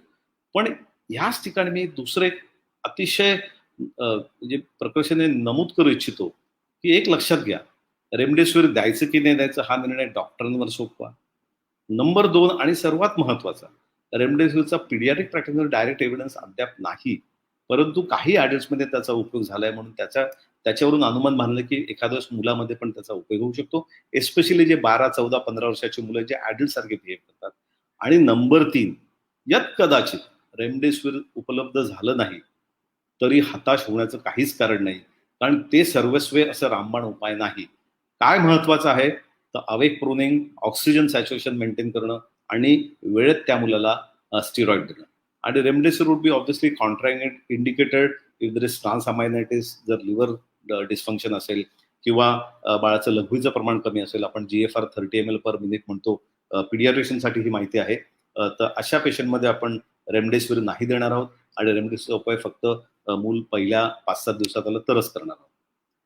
पुढचा निर्णय, आपण हे योग्य प्रकारे बाळाची काळजी घेतली की बाळ बरं व्हायला सुरुवात होणार, आणि मग बाळ, जसं डॉक्टर प्रभू म्हणाले की बाळाचा ताप कमी झाला की घरच्या घरी पालक विचारणं सुरू करतात, आता बाळाला बाहेर पडायला हरकत आहे का, त्याने मास्क घातलाच पाहिजे का, आम्ही त्याला क्वारंटाईन ठेवण्याची गरज आहे का. तसंच एखादं बाळ जेव्हा ऍडमिट होतो, कोविड असो किंवा नॉन कोविड आजार, की पहिला प्रश्न आईचा असतो की सुट्टी कधी मिळणार. तर याच्याकरता पण आपण गाईडलाईन्स बनवलेल्या आहेत आणि ह्या सद्य परिस्थितीतल्या गाईडलाईन ह्या परत आता ह्या परिस्थितीच्या गाईडलाईन त्या वेळोवेळी बदलत राहतात. पण आजच्या परिस्थितीत the guidelines are criteria for discharge, no fever for more than 3 days and the child is stable. म्हणजे बाळाला जर 3 दिवसापेक्षा जास्त ताप नसेल आणि बाकी त्याचे पॅरामीटर्स, टेम्परेचर, पल्स, रेस्पिरेशन, आहार हे सगळं नॉर्मल असेल, लघवीकराचं प्रमाण हे नॉर्मल असेल, तर बाळाला डिस्चार्ज करू शकतो आपण. किंवा साधारण हे 3 दिवसाचा आपण हे प्रमाण धरतो किंवा 10 दिवस फ्रॉम ऑनसेट ऑफ सिम्पटम. सर्वसाधारणपणे बहुतांश मुलं 10 दिवसाच्या शेवटी नॉन इन्फेक्शियस होतात आणि ह्या दोघांपैकी whichever comes later is to be taken as criteria for discharge. जर असं बाळ, आता ह्या बाळांना इतर आजारासाठी आपण वॅक्सिन प्रिव्हेंटेबल डिझीजवर लसीकरण चालू असतं. एखादा बाळ ह्या आजाराच्या दरम्यान वॅक्सिनसाठी ड्यू असेल, एखादं वॅक्सिन त्याला ड्यू असेल, तर आपण त्याचं रुटीन वॅक्सिनेशन खंडित होणार आहे. पण आपण याची काळजी घ्यायची आहे की हा बाळ ह्या कोविडमधून रिकवर झाल्यानंतर 4 आठवड्यांनी त्याचं रुटीन वॅक्सिनेशन आपण पूर्ववत सुरू करायचं. परत एकदा नमूद करू इच्छितो की कोविड हा एक आजार आहे, पण कोविड सारखेच कैक वॅक्सिन प्रिव्हेंटेबल आजार आहे. पोलिओ, घटसर्प, धनुर्वात, गोवर, कांजण्या असे नाना प्रकारचे आजार आहेत ज्याच्यावर आपण केवळ वॅक्सिनेशनमुळे मात केली आहे. आपण पोलिओ निर्मूलनाच्या अतिशय क्रुशल टप्प्यावर आहोत. तर ह्या सर्व मुलांना इतर लसी वेळच्या वेळ मिळतील याची आपण काळजी घ्यायची आणि गाईडलाईन म्हणून a child who has suffered COVID can resume his routine vaccination at the end of 4 weeks from the onset of illness. तर 4 आठवड्यानंतर त्याचं आपण पूर्वत.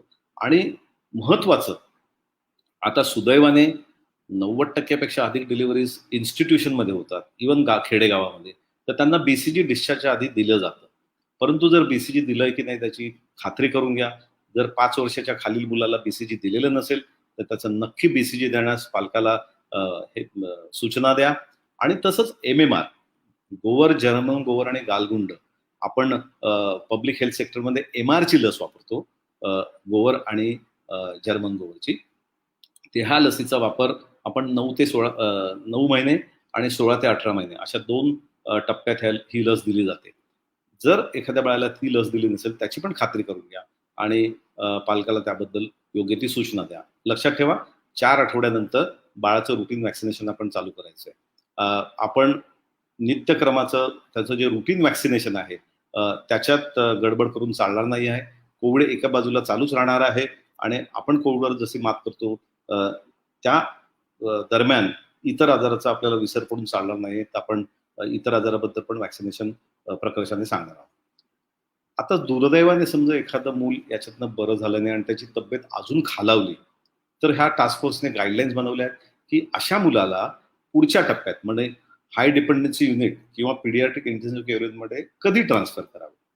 जर ऑक्सिजन योग्यरीत्या दिल्यानंतर सुद्धा त्याचं ऑक्सिजनचं प्रमाण 90% खालावलं किंवा त्याला स्टिरॉइड दिले आहेत आणि ऑक्सिजन दिलाय तरी बाळाच्या तब्येतीत सुधारणा होत नसेल, तर असं एक बाळ ज्याला आपल्याला, अशा मुलाला आपल्याला हायर सेंटर जिथे व्हेंटिलेटरची व्यवस्था आहे, जिथे इंटेन्सिव्हिस्ट उपलब्ध आहेत, अशा ठिकाणी आपण त्यांना ट्रान्सफर करणार आहोत.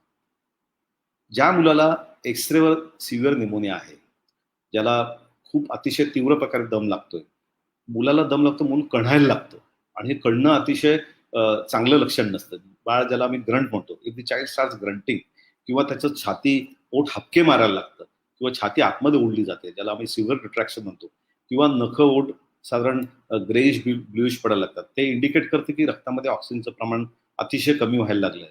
अशा मुलांना आपण ट्रान्सफर करणार आहोत. आणि एखाद्या मुलाचं रक्ताभिसरण किंवा सर्क्युलेशन आपण ज्याला म्हणतो ते व्यवस्थित होत नाही आणि ज्याला आपण मेडिकल टर्ममध्ये शॉक म्हणतो, ही माहिती मी सर्वसाधारण जनतेसाठी आणि नॉन पिडियाट्रिशियन लोकांसाठी सांगतोय. पिडियाट्रिशियनना ऑफकोर्स शॉकची डेफिनेशन माहिती आहे.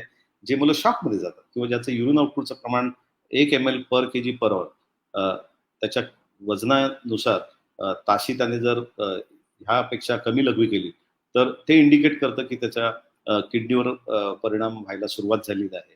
तर आणि ज्या मुलाला आपण ते मगाशी AVPU असं त्याचा सेन्सरचा स्केल बघितला. एखादं मूल जर अलर्ट नसेल किंवा त्याच्या व्हर्बल कमांडला जर रिस्पॉन्ड करत नसेल, तर त्या मुलाला किंवा ज्या मुलाला फिट येते किंवा ज्या मुलाला आता साधारण 3-4 दिवसानंतर MIS या आजाराची लक्षणं आढळून येत आहेत, त्याच्याबद्दल डॉक्टर परमानंद आपल्याशी बोलणार आहेत, किंवा एखाद्या मुलाला ब्लिडिंग सुरू झालं, तर अशा मुलांना नक्कीच आपल्याला PICU किंवा HD मध्ये ट्रान्सफर करावं लागणार. आता हे मी लाल बॅकग्राऊंडवर मुद्दामून नमूद केलंय की एक लक्षात घ्या की मूल जर डिटेरिओरेट झालं तर त्याला पटकन ट्रान्सफर करू नका. ट्रान्सफर करण्याच्या अगोदर आपण ज्या सेंटरला त्या मुलाला ट्रान्सफर करणार आहोत त्या HD किंवा PICUच्या डॉक्टरांशी संपर्क साधावा, दूरध्वनीवरून, टेलिफोनवरून, किंवा असं मूल आम्ही ट्रान्सफर करू इच्छितो, आपल्याकडे जागा आहे का, किंवा आपण अशा मुलाला स्वीकारायची तयारी करून, जेणेकरून तिकडचा इंटेन्सिव्हिस्ट, तिकडचे डॉक्टर तयारीत राहतील आणि मगच अशा मुलाला आपण ट्रान्सफर करणार. आणि ट्रान्सफर करण्यापुरती again this is for paediatricians, those who are going to work at the paediatric care hospital. Ensure airway, breathing and circulation आपल्या सगळ्यांचं याच्यात ALS मध्ये ट्रेनिंग झालेलं असतं. Ensure that airway is safe before transferring. आपण जर intubate केलं असेल तर check that endotracheal tube is in place. त्याचं ऑक्सिजन डिलिव्हरी ऑप्टिमाइज करा. इंट्युबेटेड पेशंटमध्ये त्याचा चेस्ट राईज बरोबर आहे का, कारण की बघा ट्रान्सपोर्टमध्ये बऱ्याच वेळा ट्यूब बाहेर येते, ट्यूब जर नीट फिक्स झाली नसेल आणि त्याच्याने बऱ्याच वेळा मिसहॅप व्हायची शक्यता असते. त्याचं ब्लड प्रेशर किंवा टिश्यू परफ्युजन आपण ज्याला म्हणतो ते ॲडिक्वेट आहे का ते बघायचंय. एखाद्या मुलाला जर ते फार ॲग्रेसिव्ह असेल, ॲजिटेटेड असेल, तर त्याला शांत करायची औषधं पण द्यावी लागतील. You may have to use sedatives. आणि इमर्जन्सी ट्रे ज्याच्यात आपण ॲड्रेनलिन, ॲट्रोपिन आणि बाकी आयनोट्रोप्स, अँटी कन्व्हल्स वगैरे असतात, तो ट्रे आपण सोबत ॲम्ब्युलन्समध्ये पाठवणार आहोत. आणि जर एखादं बाळ नळी वाटे किंवा त्याला तोंडावाटे फीड चालू असेल तर अशा बाळाला नक्कीच आपण त्याचं तात्पुरतं फीड बंद करणार आहोत. त्याची IV लाईन व्यवस्थित आहे की नाही त्याची काळजी घ्यायची आहे आणि व्यवस्थितप्रमाणे त्याच्या आपल्या सेंटरला दिलेली ट्रीटमेंट, त्याचा संक्षिप्त पुरावा म्हणजे समरी त्या पेशंटबद्दल बरोबर आपण सोबत पाठवणार आहोत. जसं डॉक्टर प्रभू म्हणाले की आम्ही प्रस्ताव मांडलाय की ह्या ठिकाणी ट्रान्सपोर्ट ॲम्ब्युलन्सची व्यवस्था करण्यात यावी, कारण की साधारण तालुका प्लेसमध्ये एखादं प्रायमरी हेल्थ सेंटर आणि पिडियाट्रिक इंटेन्सिव्ह केअर युनिट ह्या बऱ्याच अंतरावर असू शकतं आणि आपल्याला ॲम्ब्युलन्सची गरज भासू शकते. आणि त्या ॲम्ब्युलन्समध्ये डॉक्टर, नर्स आणि पॅरामेडिकल स्टाफ असावा. आणि प्रत्येकाचा रोल डिफाईन केलेला आहे टास्क फोर्सने की the doctor has to try and stabilise the patient before putting the patient in ambulance. Monitor the progress of the child on the way. त्या प्रवासामध्ये तो व्यवस्थित स्टेबल आहे की नाही हे त्या डॉक्टरने काळजीपूर्वक बघायचं आहे. IV लाईन ती बाहेर होते का, त्याच्यातले IV फ्लुइड बरोबर आणि औषधं बरोबर जात आहेत की नाही. आणि नर्सचा पण तेवढाच महत्त्वाचा रोल असणार आहे. She has to secure vascular access, ensure all transport drugs, जे मी इमर्जन्सी ट्रे मगाशी म्हणालो ते अवेलेबल आहे की नाही, त्याच्यात ड्रग एक्सपायर झालेले नाहीत ना आणि ते सगळं अवेलेबल आहेत की नाही ते नर्सने चेक करायचं आहे. आणि त्याचे सगळे पॅरामीटर्स जे आहेत ते तिने मॉनिटर करायचे आहेत. आणि पॅरामेडिकल स्टाफने हे सगळं तिला मदत करायची आहे. आणि हे आपल्या सर्व डॉक्टरांना ह्याबद्दलचं इत्थंभूत ज्ञान असतं, त्यामुळे ह्या स्लाईडवर फार जास्त चर्चा करण्यात मी वेळ घालवत नाही. आणि शेवटची स्लाईड म्हणजे दुर्दैवाने फार क्वचित का होईना एखाद्या पेशंटला सिव्हिअर कोविडची बाधा होऊ शकते किंवा तो होम केअरमधनं PCCH आणि त्याच्यातनं PICU मध्ये लँड होऊ शकतो. आणि मग सिव्हिअर कोविड झालेल्या रुग्णांना हे जे पिडियाट्रिक इंटेन्सिव्हिस्ट आहेत, जे HDU किंवा PICU मध्ये असतील, ते सक्षम आहेत, त्यांना प्रशिक्षण दिलं गेलेलं आहे आणि त्यांच्यासाठी पण टास्क फोर्स एक वेगळ्या प्रकारचं मॉड्यूल बनवलेलं आहे. त्याच्यात फक्त ते इंटेन्सिव्हिस्ट आणि HDU जे हाताळणार आहेत त्या डॉक्टरांना डिटेल स्टेप वाईज त्यांनी काय काय करायचं, जेणेकरून सर्वीकडे आपल्या ट्रीटमेंटमध्ये एक युनिफॉर्मिटी असेल आणि प्रोटोकॉल प्रमाणे ट्रीटमेंट फॉलो केली जाईल, हा त्याच्या मागचा उद्दिष्ट आहे. आणि त्या दृष्टीने आम्ही मॉड्यूल तयार केलेलं आहे आणि त्याचं पण प्रशिक्षण टास्क फोर्स मार्फत होणार आहे. ह्या टेक्निकल डिटेल्स आहेत. ऑक्सिजन कसा द्यावा, किती द्यावा, कुठल्या प्रकारचं व्हेंटिलेटर वापरावं, त्याला प्रोन पोझिशनमध्ये व्हेंटिलेट करावं, त्याचं फ्लुइड्स किती द्यावे, स्टिरॉइड, रेमडेसिवीर, नंतर त्यांना ब्लड क्लॉट व्हायची शक्यता असते तर त्यांना अँटी क्लॉटिंग काही औषध लागतील का.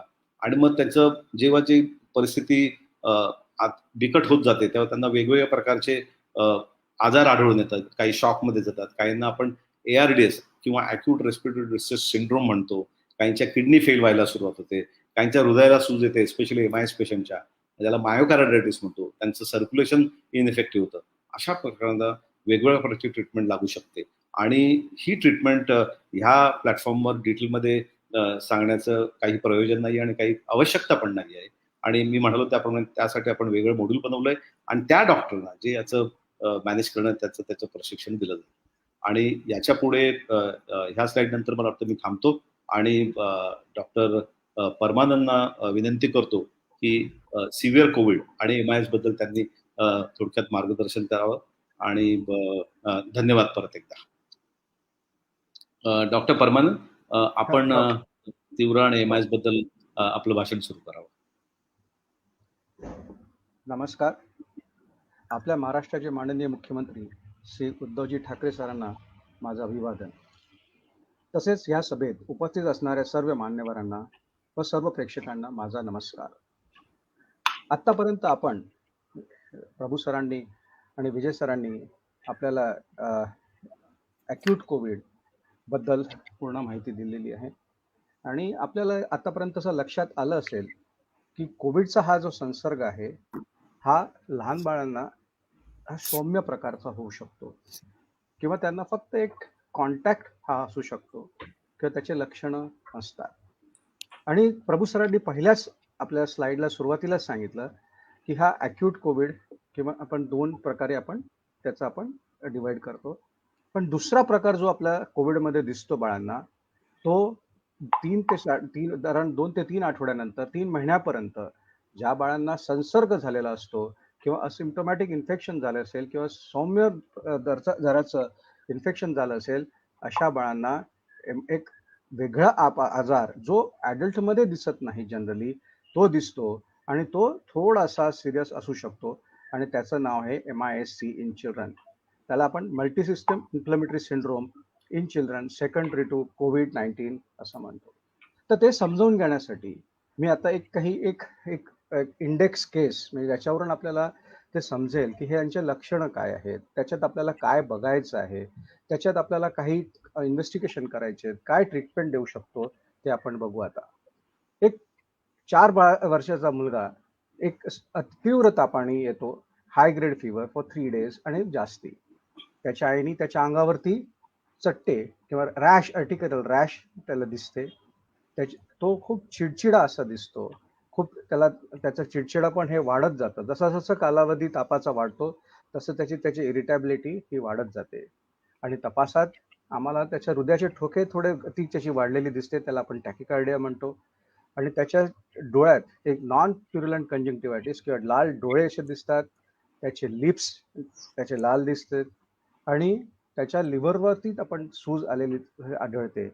आणि या जर आपण त्याच्यावरती जास्त त्याच्यात आपण प्रश्न विचारले तर आपल्याला कळतं की त्या वडिलाला त्यांच्या किंवा त्याच्या घरच्यांना कोणाला तरी त्याचा संसर्ग झालेला होता लास्ट 1 ते 2 महिन्यांमध्ये. मग असे लक्षण असेल ज्या बाळाला ताप आहे, त्याच्यावरती अंगावरती चट्टे आहेत, तो चिडचिड आहे, त्याचे डोळे लाल आहे, मग आपण विचार करतो काय आहे हा त्याचा त्रास एक्झॅक्टली कशामुळे आहे. What it can be, can it be a COVID-19. पहिल्यांदा आपल्याला आत्ताच्या तरीक्यामध्ये कुठलाही ताप असल्यानंतर आपण विचार करायला लागतो की हा कोविडमुळे आहे का, किंवा कोविडमुळे जर नाही तर हा कोविडच्या संबंधित ताप आहे का, म्हणजे MIS-Cचा ताप आहे का, म्हणजे त्याला 2 ते 3 आठवड्याआधी त्याला सौम्य लक्षणं होऊन गेले आणि त्याचे लक्षणं आता आपण त्याची सिव्हिरिटी आपल्याला दिसायला लागली आहे का, त्याचा आपल्याला विचार करावा लागतो. तर आपण केव्हा सस्पेक्ट करायचं की या बाळाला कोविड आहे, जेव्हा बाळाचा ताप हा 3 ते 4 दिवसांच्या वरती जातो आहे, त्याचे चिडचिड पण वाढत आहे आणि तपासामध्ये त्याच्यावरती बघितलं तर अर्टिकेरियल रॅश, चट्टे दिसतात त्या अंगावरती, त्याचे डोळे लाल, ते नॉन प्युरुलंट कंजंक्टिव्हायटिस आपण आपल्याला दिसायला लागतं, त्याचे लिप्स हे रेड लिप्स, डार्क लिप म्युकोसायटिस हा प्रकार दिसतो. ज्या लहान बाळांना काही BCGचं रिॲक्टिव्हेशन हे पण तपासात दिसतं. जे मार्क इरिटेबिलिटी आणि प्रोस्ट्रेशन म्हणजे खूप चिडचिड पण जसा जसा कालावधी वाढतो तापाचा तसा जसा त्याची चिडचिड पण वाढायला लागतं. आपण ॲक्यूट कोविडमध्ये बघितलं की बाळाला जनरली सर्दी, खोकला, घसादुखी, अंगदुखी हे लक्षणं दिसतात. पण आपल्या आता जे इतके लास्ट 1-1.5 वर्षामध्ये आपण जेव्हा बघतो आहे त्याच्यामध्ये ह्याचे मोस्टली हे बाळ GI सिम्पटम्सनी येतात. Mostly diarrhoea, vomiting, pain in abdomen या लक्षणांनी ते आपल्याला दिसत आहेत. म्हणजे आपण जुलाब उलटी आणि हे आता जुलाब उलटी आपल्या पुढच्या काही महिन्यांमध्ये हे मान्सूनचा सीझन सुरू होईल. त्याच्यामध्ये आपण लक्षात येईल की त्याच्यात बाळांना पण जुलाब उलटीचा त्रास सुरू होतो. मग आपल्याला हे थोडंसं कन्फ्युजिंग आहे. पण त्याच्यामध्ये आपलं पण हे जे MIC-चा त्रास आहे त्याच्यात मॅक्झिमम बाळांना पोटदुखी, ताप आणि उलटीचा लक्षणं दिसतात. जर आपण त्याला तपासतो, त्याच्या हृदयाची गती तीव्र दिसते, हार्ट त्याला आपण टॅकिकार्डिया म्हणतो, श्वसन त्याचं जोरात असतं, तर आपण तो चार्ट बघितला, त्याच्यामध्ये वयाच्या प्रमाणे त्याची श्वसनाची गती जर जास्ती असेल तर त्याला आपण टॅकिप्निया म्हणतो. त्याचं लघवी कमी होते आणि हे जर लक्षणं दिसायला लागले तर त्याची सिव्हिरिटी वाढलेली आहे असं आपल्याला समजायला पाहिजे. पण आपण हे आताचे जे लक्षणं बघितलेत हे फक्त कोविडचेच आहेत का किंवा पोस्ट कोविड सिम्ड्रोम त्याच्यात MIC-चेच आहेत का, की याच्यामध्ये दुसरे काही दुसऱ्या विषाणूंचं काही याच्यामध्ये लक्षण आहेत का, जसे स्ट्रेप्टोकोकस इन्फेक्शन आहे का, हे आपल्याला रूल आउट करणं गरजेचं आहे. मलेरिया आहे की नाही, डेंग्यू आहे की नाही हे बघणं गरजेचं आहे.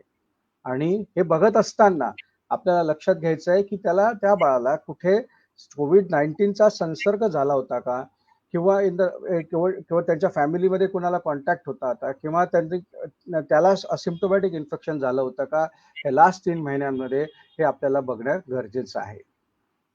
मग आपण एकदा त्याला सस्पेक्ट केलं की हा बाळाला आपण MIC-चा त्रास असू शकतो, मग त्याला आपण काय तपास करायला पाहिजे. युजली हे बाळ आपण HDU हाय डिपेंडन्सी युनिट किंवा पिडियाट्रिक इंटेन्सिव्ह केअर युनिट मध्येच त्याची ट्रीटमेंट करावी असा आमचा सल्ला आहे. याला पहिल्या स्टेपला त्याला नुसता ताप आहे आणि इरिटेबिलिटी आहे त्या बाळाला आपण इनिशियली CBC, ESR म्हणजे इन्फ्लेमेटरी मार्कर्स म्हणतो आपण, CRP, ESR, त्याची अल्ब्युमिनची मात्रा किती आहे, त्याच्या लिव्हरला सूज आहे का, SGOT, SGPT, आणि त्याच्या किडनीचं फंक्शन काय आहे ते बघण्यासाठी आपण हे प्रायमरी तपास करत असतो. आणि त्याला संसर्ग झाला होता की नाही हे बघण्यासाठी कोविड अँटीबॉडीज करतो. काही बाळांना आम्हाला लक्षात आलंय की त्यांना कोविड RT-PCR पण पॉझिटिव्ह आहे आणि कोविड अँटीबॉडीज पण पॉझिटिव्ह आहे. तर हे दोन्ही तपास करणं गरजेचं आहे. जेव्हा आपण हे पहिल्या टप्प्याचे इन्व्हेस्टिगेशन करतो आणि त्याच्यामध्ये आपल्याला जर लक्षात आलं की त्याचं ॲब्सोल्यूट लिम्फोसाइट काउंट हे लेस दॅन 1000 आहे किंवा त्याची प्लेटलेटची मात्रा 1.5 लाखाच्या पेक्षा कमी आहे, त्याचे इन्फ्लेमेटरी मार्कर्स रेज्ड आहेत, म्हणजे ESR, CRP is very high, हे हॅज हायपोअल्ब्युमिया म्हणजे त्याची अल्ब्युमिनची मात्रा कमी आहे, आणि either Covid antibody positive or RT-PCR positive, or there can be just a history of contact in a family of COVID, तर मग आपण त्याला MIC असं गृहीत धरू शकतो. जर हे सिम्पटम्स जर ह्या तपासांमध्ये आपल्याला जर सिव्हिरिटी दिसली तर मग आपल्याला दुसऱ्या टप्प्याचे इन्व्हेस्टिगेशन करणं गरजेचं आहे. जसं नाव याचं आहे MIC, that is multisystem inflammatory syndrome in children due to COVID, म्हणजे आपल्याला बाकीच्या अवयवांवर कुठे त्याचा संसर्ग झालाय की नाही, काही त्याचा परिणाम झालाय की नाही ते बघणं गरजेचं आहे. एक्सरे चेस्ट त्याच्यामध्ये काही आपल्याला कधी कधी निमोनिया दिसतो. 2D इको हे सगळ्यात महत्वाचं इन्व्हेस्टिगेशन आहे MIC मध्ये, कारण याच्यामध्ये 70 मॅक्झिमम बाळांना तिथे आपण त्याची ट्रीटमेंट त्याची चेंज होते, त्याच्यामध्ये त्याचं लिव्हर आपला लेफ्ट वेंट्रिक्युलर फंक्शन्स इम्प्रूव्ह आहेत की नाही, किंवा त्याच्या कोरोनरी त्याच्या रक्तवाहिन्यांवर काही सूज आहे की नाही बघण्यासाठी हे तपास फार महत्वाचा आहे. काही बाळांना हे लक्षणं 2D इकोवर समजण्याच्या आधी आपण काही ब्लड टेस्ट करतो, त्याला अँटीप्रोबिएनपी आणि ट्रोपोनिन T हे जर रेज असेल तर आपण ताप आणि बाकीचे लक्षणं असताना हे जर अँटीप्रोबिएनपी आणि T हे टेस्ट ही केली आणि ही जर पॉझिटिव्ह आहे तर त्याच्या हृदयावरती परिणाम सुरू झालेला आहे, त्याचे लक्षणं पुढे जाऊन येऊ शकतात, हे आपल्याला त्याच्यासाठी हे तपास करणं आहे. जसं रक्त गोठून जातं का, किंवा काही त्याच्यात दुसरे काही इन्फेक्शन आहे का, दुसऱ्या कोणत्या जंतूचा संसर्ग झालाय का ते बघण्यासाठी blood culture, PTPTT, D dimer, fibrinogen, ferritin, LDH, triglyceride हे सगळे इन्व्हेस्टिगेशन आपल्याला करणं गरजेचं आहे, जेणेकरून आपण त्याची सिव्हिरिटी त्याच्यामधून आपण नमूद करू शकतो किंवा माहिती करू शकतो. आणि लक्षात ठेवा, हे जर कंडिशन त्या बाळाची जर आपल्याला जेव्हा तुम्ही पहिल्यांदाच बघतायत आणि बाळाला त्याचा शॉकची कंडिशन आहे, म्हणजे जो सुस्त आहे, त्याचा रक्तदाब कमी आहे, तो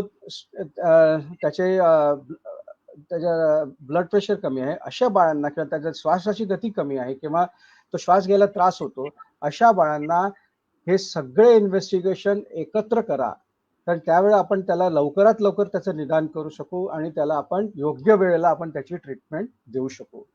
पण आपण हे करत असताना आपण वारंवार हे लक्षात ठेवा की या बाळाला हे फक्त MIS-च आहे का, की MIS सोबत काही बॅक्टेरियल इन्फेक्शन्स आहेत का, त्यासाठी आपण ब्लड कल्चर करतोय, मलेरियाचा संसर्ग झालेला आहे का, किंवा डेंग्यू आहे का. कारण आता पुढच्या 3 महिन्यांमध्ये हे सगळे आपण वॉटरबॉर्न डिसीज किंवा आपण मान्सून रिलेटेड इलनेस आपल्याला दोन्ही दिसतील, म्हणजे ते पण आणि कोविड पण किंवा MIS पण दिसू शकतं.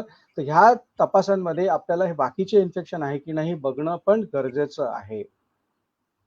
आपण जेव्हा हे आपण एकदा प्रूव्ह केलं की हे MIS आहे किंवा मल्टीसिस्टम इन्फ्लेमेटरी सिंड्रोम आहे, मग याला आपण 3 प्रकारे त्याला आपण डिवाइड करून त्याच्याप्रमाणे आपण ट्रीटमेंट सजेस्ट केलेली आहे. आपण पहिला केलं सौम्य रूप, म्हणजे त्याला फिब्राईल इन्फ्लेमेटरी सिंड्रोम असं म्हणतात. याच्यामध्ये फक्त बाळाला तीव्र ताप आपल्याला दिसतो. तो ताप आणि त्याच्यात बाकीच्या ऑर्गन्सला त्याची जनरली इजा झालेली नसते, त्याला श्वासाची गती जास्त नसते, त्याचा रक्तदाब नॉर्मल असतं. अशा वेळेला आपण फक्त ताप आणि जेव्हा आपण त्याचे इन्फ्लेमेटरी मार्कर्स करतो ते रेज्ड आहेत, म्हणून त्याला आपण या कंडिशनला आपण फिब्राईल इन्फ्लेमेटरी सिंड्रोम म्हणतो. या बाळांना फक्त पॅरासिटामॉलची जरूरत असते, कुठल्याच अँटीबायोटिकची जरूरत नाही. पण त्याचे जर ताप वाढत चालला आहे आणि त्याला इन्फ्लेमेटरी मार्कर्सही वाढत असेल, तर मग recommendation is low dose steroids, prednisolone 1 to 2 milligram per kg per day over 1 to 2 weeks आपण देऊ शकतो. हे देत असताना त्यांची ताप वाढतोय का, की त्याचा संसर्ग कमी झालेला आहे का, किंवा त्याच्या बाकीच्या ऑर्गनला त्याची वाढ चालत असेल तर आपल्याला पुढच्या टप्प्याचे इन्व्हेस्टिगेशन करणं गरजेचं आहे. नाही तर मग ते आपल्याला फक्त हळूहळू ते औषधं कमी करून बंद करायचे आहेत. फार कमी बाळांना तिथे IV फ्लुइड किंवा ऑक्सिजनची गरज पडू शकते. पण तसं मी म्हटलं, we have to keep monitoring. त्याचं सेन्सोरियम कसं आहे, त्याला उलटी होत आहे का, पोट दुखत आहे का, त्याला ताप वाढत चालला आहे का. ते जर असेल आणि औषधं देऊन सुद्धा स्टिरॉइडचे तर त्याला हे बरं होत नसेल, तर दुसऱ्या टप्प्याचे इन्व्हेस्टिगेशन करून मग त्याची सिव्हिरिटी आपण त्याला त्याच्याप्रमाणे आपण औषधं चेंज करू शकतो.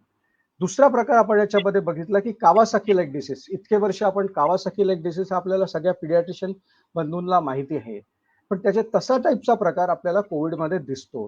त्याच्यामध्ये त्याचं लेफ्ट व्हेंट्रिक्युलर फंक्शन हे नॉर्मल असतं, पण त्यांच्या ज्या रक्तवाहिन्या आहेत करोनरी आर्टरीजमध्ये सूज दिसते, पण नो शॉक. म्हणजे ब्लड प्रेशर नॉर्मल असतं, पण देर इज अ करोनरी डायलिटेशन. अशा बाळांना आपल्याला ऍडमिट करून घेऊन IVIG हे थोडं महागाचं औषध आहे आणि हे 2 ग्राम पर kg सिंगल डोस 10 ते 15 तासांमध्ये द्यायचं आहे. हे दिसत असताना त्याची रिॲक्शन काय येते का ते आपल्याला बघणं गरजेचं आहे. याच्यासोबतच मिथाइल प्रेडनिसोलोन लो डोस आपण रिकमेंड केलेला आहे 3 to 5 डेज, अँड नंतर मग आपण त्याला टॅपर करून बंद करू शकतो. हे करत असताना जर या लक्षणांमध्ये त्याचं आपल्याला वाटलं की करोनरीचा झेड स्कोर किंवा त्याची काही त्याच्यामध्ये थ्रोम्बोटिक टेंडन्सी आपल्याला दिसत असेल, तर low molecular heparin 1 milligram per kg आपण त्यांना देऊ शकतो. आणि once there inflammatory markers are controlled, मग या बाळांना आपण low dose aspirin 3 to 5 milligram per kg आपण डिस्चार्ज करून नंतर पुन्हा हे मार्कर्स आपण त्यांना फॉलोअप मध्ये करून त्याचा कालावधी, त्याच्या नसांची सूज जोपर्यंत कमी होत नाही तोपर्यंत हे ॲस्पिरिनचे गोळी आपल्याला चालू ठेवणं गरजेचं आहे. नंतर तिसरा प्रकार हा एक सिव्हिअर आहे. सिव्हिअर प्रकार, आता काही वेळेला हे बाळ आपण जर इनिशियली फक्त तापाचंच औषध देत असाल किंवा त्याच्यामध्ये इरिटेबिलिटी वाढत गेली किंवा काही बाळ हे इमिजिएटली शॉकमध्ये पण आपल्याला बघायला मिळतात. तर ह्याच्यामध्ये त्याचं रक्तदाब कमी राहणं, श्वासाची गती जास्त राहणं, लघवी कमी राहणं, चिडचिडपणा किंवा सुस्तपणा किंवा इरिटेबिलिटी राहू शकतं. तर या कंडिशनला shock with multi organ dysfunction syndrome, म्हणजे बाकीच्या अवयवांना पण त्याची सूज आलेली आहे असं लक्षात येतं आणि ते आपल्याला तपासामध्ये आपल्याला त्याला प्रूव्ह करायचं असतं. अशा बाळांना आपण सुरुवातीला त्याला आपण ऑक्सिजन चालू करा, त्याचे IV फ्लुइड त्यांना चालू करा आणि पहिला डोस मिथाइल प्रेडनिसोलोनचा 10 ते 30 मिलीग्राम 3 ते 5 दिवस डिपेंडिंग अपॉन त्याचा रिस्पॉन्स. समजा त्याचा रक्तदाब नॉर्मलाइज झाला किंवा त्याचा ताप कमी झाला तर फक्त 3 दिवस, किंवा त्याचे इन्फ्लेमेटरी मार्कर्स हे कमी होत नाही आहेत आणि ते वाढत चालले असेल, आपल्याला त्याचा कालावधी वाढवू शकतो. आणि हे औषध आपल्याला पुढचे 10 ते 14 दिवसांमध्ये हळूहळू त्याला टॅपर करून बंद करायचं असतं. याच बाळांना जेव्हा त्याचं LV डिस्फंक्शन आपण म्हणतो, व्हेंट्रिक्युलर डिस्फंक्शन आहे, करोनरीज डायलेटेड आहेत किंवा त्याचं डी डायमर फार जास्ती हाय आहे, अशा बाळांना आपण low molecular heparin 1 milligram subcutaneously 1 day और ट्वाइस अ डे आपण देतो, जोपर्यंत त्याचं हे इन्फ्लमेटरी मार्कर्स हे नॉर्मल होत नाहीत. आणि once they become normal then we put them on oral ॲस्प्रिन.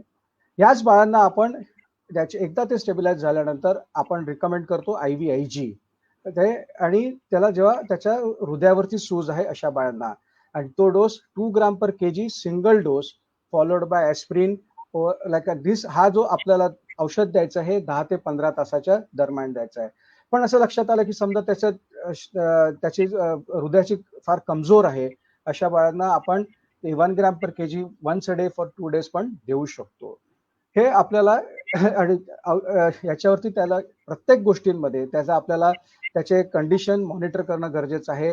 त्याची श्वसनागली हे त्याचं हार्ट रेट, त्याचं ब्लड प्रेशर आणि लघवी कशी करतो की नाही, आणि त्याचं सेन्सोरियम, त्याच्याप्रमाणे आपण त्याचा duration of the treatment decide करणार. आता आपण आतापर्यंत जे आपण बघितलं हे पोस्ट कोविड सिंड्रोम पर्यंत होतं. पण आपण मागच्या इतक्या लास्ट 1-1.5 वर्ष आपल्या या पुढच्या मागच्या 1 वर्षामध्ये आपल्याला असं लक्षात आलेलं आहे की काय न्यूबॉर्नला पण अफेक्ट होतं का, आणि ज्या मातेला संसर्ग झालेला आहे त्याची काळजी कशी घ्यायची, हे आपल्याला आपण आमच्या टास्क फोर्सवरचे आपण काही गाईडलाईन्स देतो. जेव्हा आपल्याला कळलं की आपल्या गर्भवती मातेला जर संसर्ग झाला आहे तर त्या डिलिव्हरी रूम मध्ये स्टाफनी किंवा त्या मदरनी प्रॉपर पॉझिटिव्ह आपले प्रोटेक्टिव्ह इक्विपमेंट यूज करणं गरजेचं आहे. जर त्या बाळाला काही रिसोसिटेशनचे काही समजा त्रास झाला तर ते दुसऱ्या रूम मध्ये किंवा मातेपासून 2 मीटरच्या अंतरावरती प्रॉपर NRP गाईडलाईन्स प्रमाणे करावं. जर आपल्याला वाटलं की या बाळाला आता त्रास त्याचा संसर्ग झाला आहे की नाही मातेपासून, ते जर प्रूव्ह करायचं असेल तर आपल्याला 24 तासानंतर त्याचा RT-PCR ची टेस्ट करणं गरजेचं आहे. आणि जर बाळ व्यवस्थित दूध घेत आहे, त्याला श्वसनाचे त्रास नाही आहे, तुझे हृदयाचे ठोके चांगले आहेत, त्याची ऍक्टिव्हिटी चांगली आहे, अशा बाळांना आपण मातेसोबतच बाळाला आपण ठेवणं गरजेचं आहे.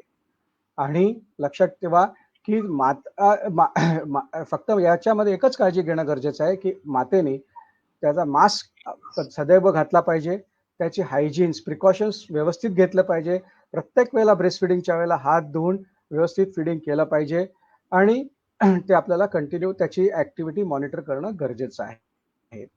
तसं आपल्याला तपासात असं वाटलं की बाळाला श्वसनाची तरी जास्ती आहे, सुस्त आहे, दूध घेत नाही, असे बाळ आपण SNCU किंवा NICU मध्ये आपण त्याला ट्रान्सफर करून तिथे त्याची ट्रीटमेंट करणं गरजेचं आहे. हे बाळ जर व्यवस्थित दूध घेत असेल तर, आणि त्याची ऍक्टिव्हिटी चांगली आहे, लघवी व्यवस्थित करतो, त्यालाच कुठलेच रेड फ्लॅग सायन्स नाही आहेत, असे बाळ आपण घरी मातेसोबतच डिस्चार्ज करू शकतो. पण त्या बाळाला काही लक्षणं पुढे जाऊन डेव्हलप होतात का ते आपण फॉलोअप करायला पाहिजे पुढचे 1 ते 2 आठवडे. म्हणजे त्याला जुलाब चालू होतात का, त्याला ताप येतो का, त्याला श्वसनाला त्रास होतोय का, असं जर काही असेल तर त्याला पुन्हा आपल्याला ऍडमिट करून SNCU मध्ये ठेवणं गरजेचं पडतं. ह्या आपल्याला लक्षात. दुसरा एक प्रकार आपल्याला आता दिसायला लागला आहे, त्याला MISN, जसं आपण MISC म्हटलं तसं MISN, त्याची न्यूबॉर्न. हा खूपच रेअर त्रास आहे आणि हा पहिल्या 1 ते 2 आठवड्यांमध्ये आपल्याला दिसतो. याच्यामध्ये लहान नवजात शिशूला ताप, उलटी, पुअर फिडिंग, सुस्तपणा, त्याच्या अंगावरती चट्टे असं दिसू शकतात. त्याची श्वसनाची गती जास्ती असू शकते, त्याच्या हृदयाचे ठोके जास्ती असू शकतात, त्याचं रक्तदाब कमी असू शकतं, त्याला आकडी किंवा झटके आले असं दिसू शकतं. तर असे काही लक्षणं असतील तर हे लक्षणं फक्त MISN असंच समजून चालणार नाही. हे बाकीचे काही इन्फेक्शन आहे का, त्याला काही सेप्सिसचा संसर्ग झाला आहे का, कुठल्या बॅक्टेरियाचा संसर्ग झाला आहे का, ते पण बघणं गरजेचं आहे. हे जेव्हा आपण समजायला प्रूव्ह केलं की MISNच आहे तर हे आपलं SNCU मध्येच ऍडमिट करून त्याला आपल्याला ट्रीटमेंट देणं गरजेचं आहे. आणि एज आणि वेट अप्रोप्रिएट ड्रग्स याच्यामध्ये IVIG किंवा स्टिरॉइड द्यायचं की नाही, आणि त्याच्या वजनाप्रमाणे त्याचा आपल्याला ठरवायचं आहे. आपण कुठलेही प्रिकॉशन्स आपण कुठलंही प्रोसिजर करत असेल तर आपल्याला स्ट्रिक्ट प्रिकॉशन्स घ्यायचे आहेत. If we are doing aerosolise procedure, समजा या बाळाला श्वसनाचा त्रास झाला असेल तर त्याला आपण इंट्युबेशन म्हणतो, एंडोट्रॅकियल ट्यूब टाकतो, तर सक्शनिंगसाठी आपण क्लोज एंडोट्रॅकियल ट्यूब सक्शनिंगचा उपयोग करावा असा आमचा सल्ला आहे. जर त्याला नॉन इन्व्हेसिव्ह व्हेंटिलेशनची जरूरत असेल तर CPAPची जरूरत घ्या, HFNC अवॉइड करा की त्याच्यामध्ये जास्ती एरोसोल जनरेशन होऊ शकतो. हे जर बाळ असिम्प्टोमॅटिक आहे म्हणजे त्याला तो व्यवस्थित दूध घेत आहे, युरिन व्यवस्थित करतो आहे, त्याला श्वसनाला त्रास नाही आहे, ऍक्टिव्हिटी चांगली आहे, त्या बाळांना आपण 3 दिवसांपर्यंत त्याचं ऑब्झर्वेशन करून त्याला आपण घरी पाठवू शकतो आणि त्या पालकांना आपण रेड फ्लॅग साईनचा त्यांना लक्ष ठेवण्याचा आपण ऍडवाइस देऊ शकतो. असं पहिले आता जसं सांगितलं सरांनी तसं यांना आपण वॅक्सिन आपण 4 वीक्स पर्यंत आपण त्यांना डिफर करायला सांगितलं. आता आपण आतापर्यंत हे जे बघितलं हे अक्यूट कोविड किंवा Covid related post inflammatory syndrome हे आपण बघितलं. पण एक मोठा आजार हा आपला कोविडमुळे नाही पण कोविडचे साईड इफेक्ट्स त्याचे आपल्याला आता बालकांमध्ये दिसतोय. आपण म्हणतो आपण हे कोविड वॉरियर, खरे कोविड वॉरियर्स हे बालक आहेत. हे अननोईंगली आपल्या घरी बसून त्यांचा स्ट्रेस सहन करत आहेत. पण त्याचे साईड इफेक्ट्स आता आपल्याला सायकोलॉजिकल इफेक्ट्स आपल्याला दिसायला लागलेले आहेत. त्यांना शाळेत जात नाही आहेत. त्यांचे घरच्यातला कोणाला आजारी झालेले आहेत, कोणी दगावले आहेत. हे त्याच्यामध्ये मग आपल्याला त्यांचे काय लक्षणं दिसू शकतात की त्यांच्यावरती सायकोलॉजिकल इफेक्ट होतोय हे आपल्याला बघणं गरजेचं आहे. जेव्हा बाळाला छोट्या छोट्या कारणाने चिडचिडपणा, इरिटेबिलिटी, अँगर, फ्रस्ट्रेशन येत आहे तेव्हा समजायचं की हा बाळ थोडासा सायकोलॉजिकली डिस्टर्ब होतोय का. तो सदैव आईपाशी सोडत नाहीये किंवा वडिलांना सोडत नाहीये किंवा he is having a thumb sucking और बेड वेटिंग असं दिसायला लागलं आहे आणि तो ही स्टार्टेड युझिंग म्हणजे आपण त्याचे गॅजेट्स फोनवरती, टीव्हीवरती त्याचा जास्त वेळ तो घालवतो आहे. पहिले आपलं रिकमेंडेशन होतं 1 तास, आता तो शाळा पण त्याच्या पण करतो आहे. तर त्याचे पण दुष्परिणाम आपल्याला दिसायला लागले आहेत. त्यांचा आहार चेंज झालेला आहे. कधी ते काही खातच नाही आहेत किंवा ते एक्सेसिव्ह फूड इंटेक आपण त्यांना करताना दिसत आहे आणि त्याची स्लीपिंग पॅटर्न पण चेंज झालेला आहे. ते मे बी गेटिंग झोप लागत नाहीये किंवा दे आर गेटिंग ऑफन और दे आर स्लीपिंग एक्सेसिव्हली. हे सगळे लक्षणं आपल्याला दिसत आहेत. He may become quiet, has show no interest, म्हणजे त्याला कुठल्यांमध्ये त्याचा रस दिसत नाही, कुठल्या फॅमिली मेंबर्समध्ये त्यांना बोलायची इच्छा नाही, त्यांच्या मित्रांशी त्यांची बोलायला इच्छा नाही, असे लक्षणं दिसतात आहेत. ते may have speak or show some signs of helplessness. त्यांना असं आपल्याला काही करायचं पण काही करू शकत नाही. त्यांना आपल्याला हेल्पलेसनेसचा त्यांचं हे दिसत आहेत. ते मे हॅव क्राईंग स्पेल्स. असे जर लक्षणं आपल्याला दिसलेत तर बाळाला नक्कीच सायकोलॉजिकल इफेक्ट हा कोविडचा साईड इफेक्ट आपल्याला दिसतोय असं आपण गृहीत धरू. मग आपण अशा वेळेला काय करायला पाहिजे. आता पालकांना सल्ला आहे की स्पेंड मोर टाइम, बाळांसोबत थोडं जास्त वेळ घालवा. लिसन देम पेशंटली, त्यांचं ऐकून घ्या. Avoid offering instant solution and display affection. त्यांना थोडं समजावून सांगा, त्यांचं ऐकून त्यांना त्यांचे प्रॉब्लेम सॉल्व्ह करण्याचा प्रयत्न करा. मेक स्मॉल शेड्यूल, त्यांच्यासाठी एक दिनचर्या त्यांच्यासाठी लागून करून द्या की त्यांनी, आणि किंवा ते छोटे छोटे काही घरगुती कामांमध्ये त्यांना इन्व्हॉल्व करा आणि प्लीज ॲप्रिशिएट, त्यांना काही असं बक्षीस द्या की ते त्याच्यामुळे त्यांना पॉझिटिव्ह एनर्जी त्यांच्यामध्ये तयार होईल. We connect with family members and friend. जसं आपल्याला आता मीटिंग्समध्ये आपण झूम मीटिंग्स फॅमिलीज आणि फ्रेंड सोबत करून त्यांना त्यांचे लाईक इंटरॅक्शन करू द्या, जेणेकरून त्यांचा जो स्ट्रेस आहे तो कमी होऊ शकेल. आणि या कालावधीमध्ये ते त्यांचा शाळा जात नाहीये, त्यांच्या अकॅडमिकली त्यांच्यावरती अफेक्ट होतो आहे. तर त्यांच्यावरती आपण जर प्रेशर दिलं अभ्यास करण्याचं तर त्याचे पण दुष्परिणाम दिसतात आहेत. Don't force too much on academics. Try to like and give some good other positive feedback to them. डॉक्टरांना सल्ला आहे, असे जर काही सिम्पटम असेल, बी अवेलेबल ऑनलाईन किंवा ऑफलाईन, त्यांना त्यांच्या गायडन्स करायसाठी त्यांचं अवेलेबल राहा. Ask for some psychological symptoms. म्हणजे त्यांना चिडचिडपणा होत आहे का, एक्सेसिव्ह वेट गेन आहे का, whether is it they are spending more time on the TV. Ask those symptoms आणि try to answer their questions properly and patiently. Provide some positive feedbacks to them proactively. Give them a positive feedbacks about them. आणि असं लक्षात आलं आहे की समजा हे symptoms आपण त्याच्या सल्ला देताना असं लक्षात आलंय की हे सिम्पटम्स आता खूपच प्रोलॉंग होते आहे आणि त्याच्यात सेल्फ हार्मिंग बिहेवियर आपल्याला त्याच्यात दिसायला लागले की स्वतःला इजा करून घेत आहेत किंवा त्याला खूप जास्ती वजन वाढलेलं आहे बाळाचं किंवा खूप वेट लॉस झालेला आहे. तर मग अशा वेळेला आपल्याला तज्ज्ञ सायकोलॉजिस्टचा पण सल्ला घेणं गरजेचं पडू शकतं. करणं गरजेचं आहे. आता हे आपण जेव्हा बघितलं की हे सगळ्या कोविडमुळे फक्त त्याचे इन्फेक्शनच नाही, ॲक्यूट इन्फेक्शन, हे MISCचे प्रकार हे पण दिसायला लागलेले आहेत आणि त्याचे साईड इफेक्ट्स पण दिसायला लागले आहेत. आता ॲज अ डॉक्टर आणि ॲज अ पालकमुळे आपल्याला आपली रिस्पॉन्सिबिलिटी वाढलेली आहे. आता मान्यवर मुख्यमंत्री साहेबांना माझा विचार आणि सगळ्यांनी माझे विचार शांतपणे ऐकून घेतले याबद्दल मी सर्वांचा आभारी आहे.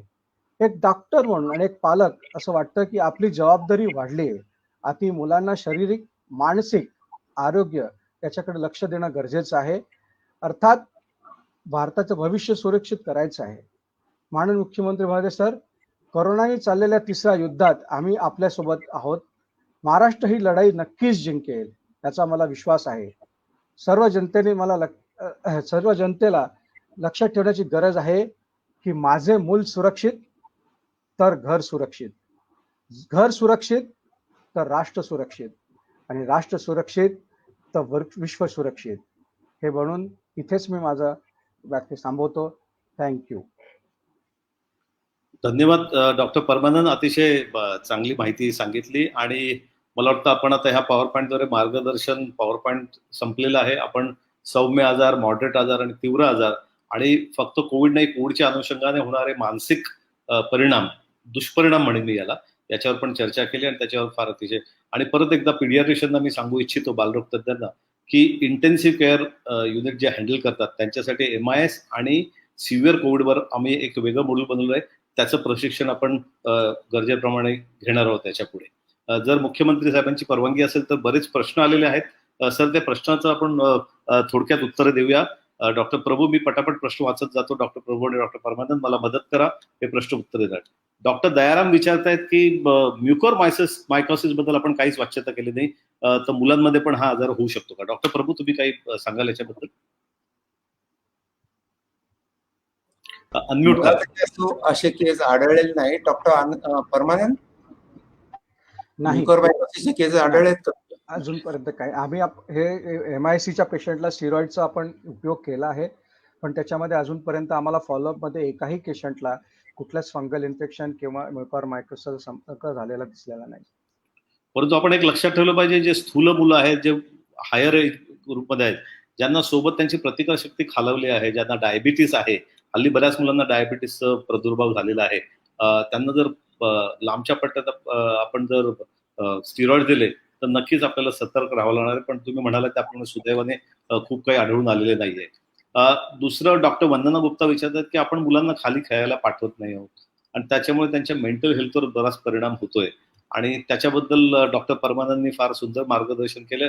आणि आपल्या टास्क फोर्समध्ये डॉक्टर समीर दलवाई म्हणून एक डेव्हलपमेंट पीडियाट्रिशियन्स आहेत, ते त्याच्यावर सुद्धा एक वेगळ्या प्रकारचं एक संक्षिप्त पॉवर पॉईंट बनवणार आहेत आणि मला नक्कीच त्याच्यावर प्रशिक्षण आपण सर्वांना देणार आहोत. डॉक्टर यशवंत खळे सर विचारतायत, मुलांना हायपॉक्सिया होतो का ऍडल्ट सारखा आणि आपण कसा त्याला रोखावा? आणि 6 मिनिट्स वॉक टेस्ट याच्याबद्दल तुम्ही मुलांमध्ये काही सांगू शकाल का? तर मुलांना ऍडल्ट सारखा हायपॉक्सिया होतो का? हो, होतं ना. त्याच्यासाठीच तर आपण सांगितलंय की त्याचा घरी मॉनिटरिंग करावं. आणि बरेचसे मुलात बाकी लक्षणं दिसत नाहीत तर तुम्ही त्यांना हायपॉक्सिया म्हणू शकता. आणि त्याचं महत्व आहे की तुम्ही पल्स ऑक्सिमीटरने नेहमी बघत राहावं. का मुलाला तुम्ही बघून तुम्हाला कळणार नाही की त्याचं ऑक्सिजनचं प्रमाण. पण हे सहसा आपल्याला मोठ्या मुलात दिसतो, म्हणजे 12, 13, 14 वर्षाची किंवा स्थूलता असेल ना, अशा मुलात असं होण्याचे चान्सेस जास्ती आहेत. 6 मिनिट वॉक लहान मुलात करणं फार कठीण आहे. तो मूल काय तुमचं ऐकणार नाही 6 मिनिट चालायला. मोठ्या माणसात म्हणजे तरुण वयात समजा 14-15 वर्षात आपण हे करू शकतो. आणि पल्स ऑक्सिमीटर वापरताना मात्र एक काळजी घ्यायची. आपण प्रस्ताव मांडला की अंगणवाडी वर्कर पल्स ऑक्सिमीटरचा वापर करेल, पण जे पालक स्वतः पल्स ऑक्सिमीटर वापरतील त्यांनी एक गोष्ट लक्षात ठेवायची की त्याचा वापर व्यवस्थित व्हायला पाहिजे. नाही तर बऱ्याच वेळा असं होतं की तो नीट लावला जात नाही आणि पालकांमध्ये घाबरगुंडी उडते की बा माझ्या मुलाचं सॅच्युरेशन 85 आलं, 80 आलं. ती एक काळजी आपल्याला घ्यायची. डॉक्टर विवेक पैंनी BCG आणि इतर वॅक्सिनेशन बद्दल विचारणा केली. मी मगाशी नमूद केलं त्याप्रमाणे आपल्याला ते विसरून चालणार नाही. आणि आपण नॉट ओन्ली BCG, MMR पण बाकी सर्व लसीकरण आपण पूर्व ट्रॅकवर आणायचा प्रयत्न करतो आहोत आणि तो चालूच ठेवायचा आहे. डॉक्टर विजय केळकर विचारतायत Do lung related complications happen in children also what are the vitals to be monitored for children? Dr. Joshi spoke last time about the vitals for adults. Doctor Paramanand, तुम्ही काही सांगू शकाल याच्याबद्दल? आपण तुम्ही थोडक्यात सांगा, कारण की आपण याच्याबद्दल एक वेगळं मॉड्यूल तयारच करतो आहोत. हो, फार कमी बालकांना हे दिसतंय की ज्याच्यामध्ये निमोनिया किंवा सिव्हिरिटी येते आहे. तर हे जसं ॲडल्ट प्रमाणे आहे तसंच आपल्याला मॉनिटरिंग करणं गरजेचं आहे. आणि प्रभू सरांनी आपल्याला स्लाइड दाखवली होती की वयाप्रमाणे त्याचे हृदयाचे ठोके आणि त्याचे श्वसनाचा जो हे आहे गती ही वेगवेगळ्या वयाप्रमाणे वेगळी आहे. तर त्याच्यामुळे लहान बाळाला समजा बाळाचे श्वसनाचा रोग हा 40 असेल तर ते नॉर्मल आहे. पण तेच जर मोठा बाळ असेल, कारण 10 वर्षाचं असेल, तर ती श्वसनाचा जो हे आहे रेट आहे तो जास्ती आहे. तर हे जे श्वसन आपण ते एज स्पेसिफिक त्याचं आपल्याला त्या चार्ट प्रमाणे आपल्याला बघणं गरजेचं आहे. डॉक्टर गिरिजा जाधवने एक मुद्दा उपस्थित केलाय की बराच वेळा आपल्याला सीआरपी नॉर्मल असतं. मला वाटतं त्यांना पीसीआर म्हणायचं का सीआरपी, मला लक्षात येईल. सीआरपी नॉर्मल आहे, HRCT स्कोर 0/25 आहे आणि RAT पॉझिटिव्ह म्हणजे RT-PCR rapid antigen taste positive आहे. पण पेशंट ते ऍग्री करायलाच तयार होत नाहीत की कोविड आहे. माझं एकच सांगणं असेल की आपल्याला पेशंट म्हणजे काउन्सिलिंगचा रोल इकडेच येतो आणि पेशंट आपल्याला समजावून सांगायचंय की जरी मुलाला लक्षण नाही तरी हा पोटेन्शियल स्प्रेडर असू शकतो आणि याच्यापासून घरातल्या इतर व्यक्तींना, एस्पेशली जर कोमॉर्बिड कंडिशन असलेले घरात मेंबर्स असतील किंवा आजी आजोबा असतील तर त्यांना याच्यापासून कोरोना व्हायची शक्यता खूप दाट असते आणि त्यांना जर कोरोना झाला तर ते खूप महागात पडू शकतं. आणि इथेच आपल्या डॉक्टरांचा आणि ह्याच बद्दल आपण मार्गदर्शन केले की ज्या मुलांना लक्षण असतात त्यांना सुद्धा 14 दिवस आपण क्वारंटाईन करायचं आहे जर ते पॉझिटिव्ह आलं तर. RAT याची सेन्सिटिव्हिटी कमी असते. RAT पॉझिटिव्ह आली तर आपण त्याला गृहीत धरतो की कोरोना आहे, पण RAT अँटीजन टेस्ट निगेटिव्ह असेल आणि मुलामध्ये जर कोरोनाची लक्षणं असतील तर RT-PCR करावं. आणि एक लक्षात घ्या, इव्हन RT-PCR ची सेन्सिटिव्हिटी 100% नसते. याचा अर्थ की 100 जर कोरोनाचे पेशंट घेतले तर 100 पैकी 100 पेशंटमध्ये RT-PCR पॉझिटिव्ह येत नाही. पण याचा अर्थ आपण निदान कसं करायचं, तर डॉक्टर प्रभू म्हणाले ते आपला प्रॉबेबल कोविड धरून चला आणि योग्य ती काळजी घ्या.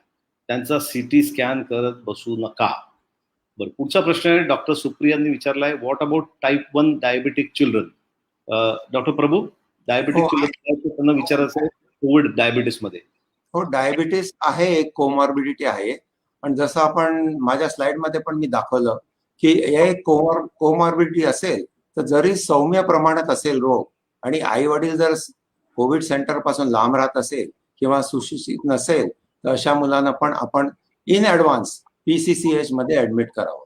तर कोणतंही कोमॉर्बिड कंडिशन असावा आणि घरी व्यवस्थित त्याचं मॉनिटरिंग होत नसेल तर आपण ऍडव्हान्स मध्ये PCCH मध्ये ठेवावं. आणि तिथे ठेवल्यावर जसं तुम्ही बोललात की जे कोमॉर्बिड आहे त्याची ट्रीटमेंट साइड बाय साइड चालू राहील ना, नुसतं कोविडची ट्रीटमेंट नाही होणार. त्याचं साखर बघणं, त्याला इन्शुलिन देणं, ते काय सगळं चालू राहणार. डॉक्टर गीता कुलकर्णीने एक महत्वाचा मुद्दा उपस्थित केलाय की आता ती कोविसेल्फ म्हणून घरच्या घरी अँटीजन टेस्ट उपलब्ध झालेली आहे आणि ती मुलांमध्ये करू शकतात. तर माझं सांगणं एवढंच आहे की ते मुलांमध्ये स्वॅब टेस्ट करणं थोडंसं कठीण काम असतं. आणि इथे मी डॉक्टर शशांक जोशींना रिक्वेस्ट करेन की आपण ॲडल्ट्समध्ये आपल्या टास्क फोर्सने काय रेकमेंडेशन केले सेल्फ टेस्ट, कोविसेल्फ टेस्ट जी बाजारात उपलब्ध झाली आहे, तर आपल्या ॲडल्ट टास्क फोर्सचं काय म्हणणं आहे याबाबतीत? ही रॅपिड अँटीजन टेस्ट आहे. ICMR त्यांना 2 दिवसापूर्वीच मान्यता दिली आणि ही टेस्ट होम टेस्टिंग साठी योग्य आहे. कारण जितक्या लवकर आपण डायग्नोज करू तितक्या लवकर आपल्याला ते आयसोलेट करता येईल. पण त्याच्यात 2च लक्षात ठेवायला लागेल की पॉझिटिव्ह आली तर 100% कोविड आहे आपल्याला, पण निगेटिव्ह आली तर मात्र आपल्याला परत फॉलोअप टेस्ट करायची गरज असेल, पर्टिक्युलरली सिम्पटम्स असतील तर ही होम टेस्ट. आणि तुम्ही म्हणाला ते बरोबर आहे, ऍडल्ट्स मध्ये ती टेस्ट करणं सोपं नसतं आणि लोकांना बऱ्यापैकी त्रास होतो. ज्यांनी कोविडची टेस्ट केली त्या सगळ्यांना त्याचा कल्पना आहे आणि त्यामुळे ही टेस्ट लहान मुलांमध्ये पण वापरता येईल. पण त्याच्यावरती आतापर्यंत प्रयोग झालेले नाहीत, पण ते प्रयोग चालू आहेत. ही पुण्याची कंपनी आहे आणि त्यांना ICMR मान्यता दिलेली आहे. बरोबर आहे. त्यामुळे आणि मी म्हणालो की आपण थोडंसं अवघड आहे लहान मुलांमध्ये टेस्ट करायचं आणि याच्यावर आपण जसजसे गाईडलाईन्स येईल तसं आपण मार्गदर्शन करूया. डॉक्टर गीता बाजवांनी तोच प्रश्न विचारला होता आणि डॉक्टर प्रमोद भामरे नवी म्हणून विचारतात की how to keep children below 5 isolated if mother is tested positive. Doctor Prabhu, तुम्ही परत हा महत्वाचा मुद्दा आहे, तुम्ही परत एकदा सांगाल का की बऱ्याच ठिकाणी घर छोटं असतं, कॉमन टॉयलेट असतं आणि इनफ रूम्स नसतात आणि मूल आईला सोडून राहत नाही आणि घरी आजी आजोबा पण असतात. तर परत एकदा हे मार्गदर्शन करा. हो ठीक आहे, करूया ना.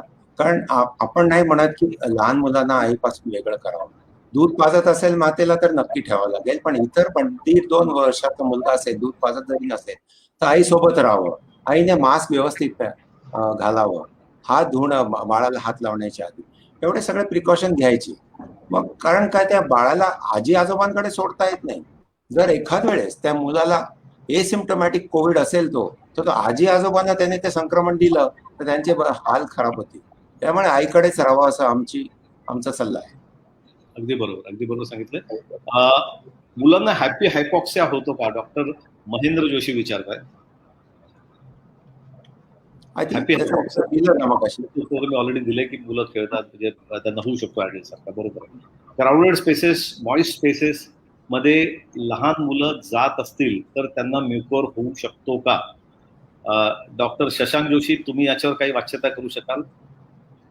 क्राऊडेड प्लेसेस किंवा मॉइस्ट प्लेसेस मध्ये मुलं गेल्यामुळे असं काही ऍडल्ट्स मध्ये आढळून आलंय का? अशांना म्युकोरमायकोसिस जास्त होतं का? नाही, असं काही आढळून आलेलं नाहीये. म्युकर हे अतिशय रेअरेस्ट ऑफ रेअर डिसीज आहे. त्यामुळे म्युकरच्या पाठी घाबरू नका. आणि ऍडल्ट्स मध्ये पण म्युकर खूप रेअरली होतोय. आपल्याला हातावर मोजण्या एवढ्या केसेस आहेत आणि मुलांमध्ये तो होतच नाहीये. ते एका दृष्टीने खूप चांगलं आहे. आणि आतापर्यंत पीडियाट्रिक लिटरेचर मध्ये जवळजवळ केसेस नाहीच आहेत म्युकरच्या. ही अतिशय दिलासादायक माहिती. त्यामुळे अतिशय दिलासादायक माहिती आहे की आतापर्यंत जवळजवळ नाहीच कोविड म्युकोरमायकोसिस लहान मुलांमध्ये. त्यामुळे एकच सल्ला असेल, घाबरून जाऊ नका म्युकोरमायकोसिसला आणि आपण योग्य ती काळजी, आणि आपले डॉक्टर घेणारच आहेत. डॉक्टर लीना राजवाडे विचारतात, can children get reinfection of COVID? Doctor Prabhu, reinfection होऊ शकतं लहान मुलांना? टेक्निकली पॉसिबल आहे. अजून तरी जास्ती केस आढळले नाही, पण जसं मोठ्यात पण बरेच महिन्याने वगैरे होऊ शकतो, मुलात पण असू शकतो. पण एवढ्या मोठ्या प्रमाणात पहिल्या लाटेत मुलांना संक्रमण झालेलंच नाहीये, त्यामुळे असे जास्त केसेस आलेले नाहीत, आढळलेत नाहीत. पण पुढे होऊ शकतो. पण त्याच्याबद्दल जास्ती काळजी करू नये, कारण दुसऱ्यांदा झाला तरी सौम्य प्रमाणात होईल, त्यामुळे त्याचं काही टेन्शन नाही. डॉक्टर कार्मेलिन पिंटो विचारतात की एखाद्या 2 वर्षाच्या मुलाला घरात कोणाला कोविड झाला असेल तर त्याला स्टीम इनहेलेशन देता येईल का? माझं एकच म्हणणं असेल की स्टीम इनहेलेशनचा एव्हिडन्स पूर्व फायदा असं काही दाखवण्यात आलेलं नाहीये. पण एक मात्र आम्ही लहान मुलांचे बालरोग तज्ञ बऱ्याच वेळा बघतो की स्टीम देण्याच्या भानगडीत बाळाला बर्न्स होतात. हो, खरंय. येतात. त्यामुळे शक्यतो असले प्रकार टाळावेत.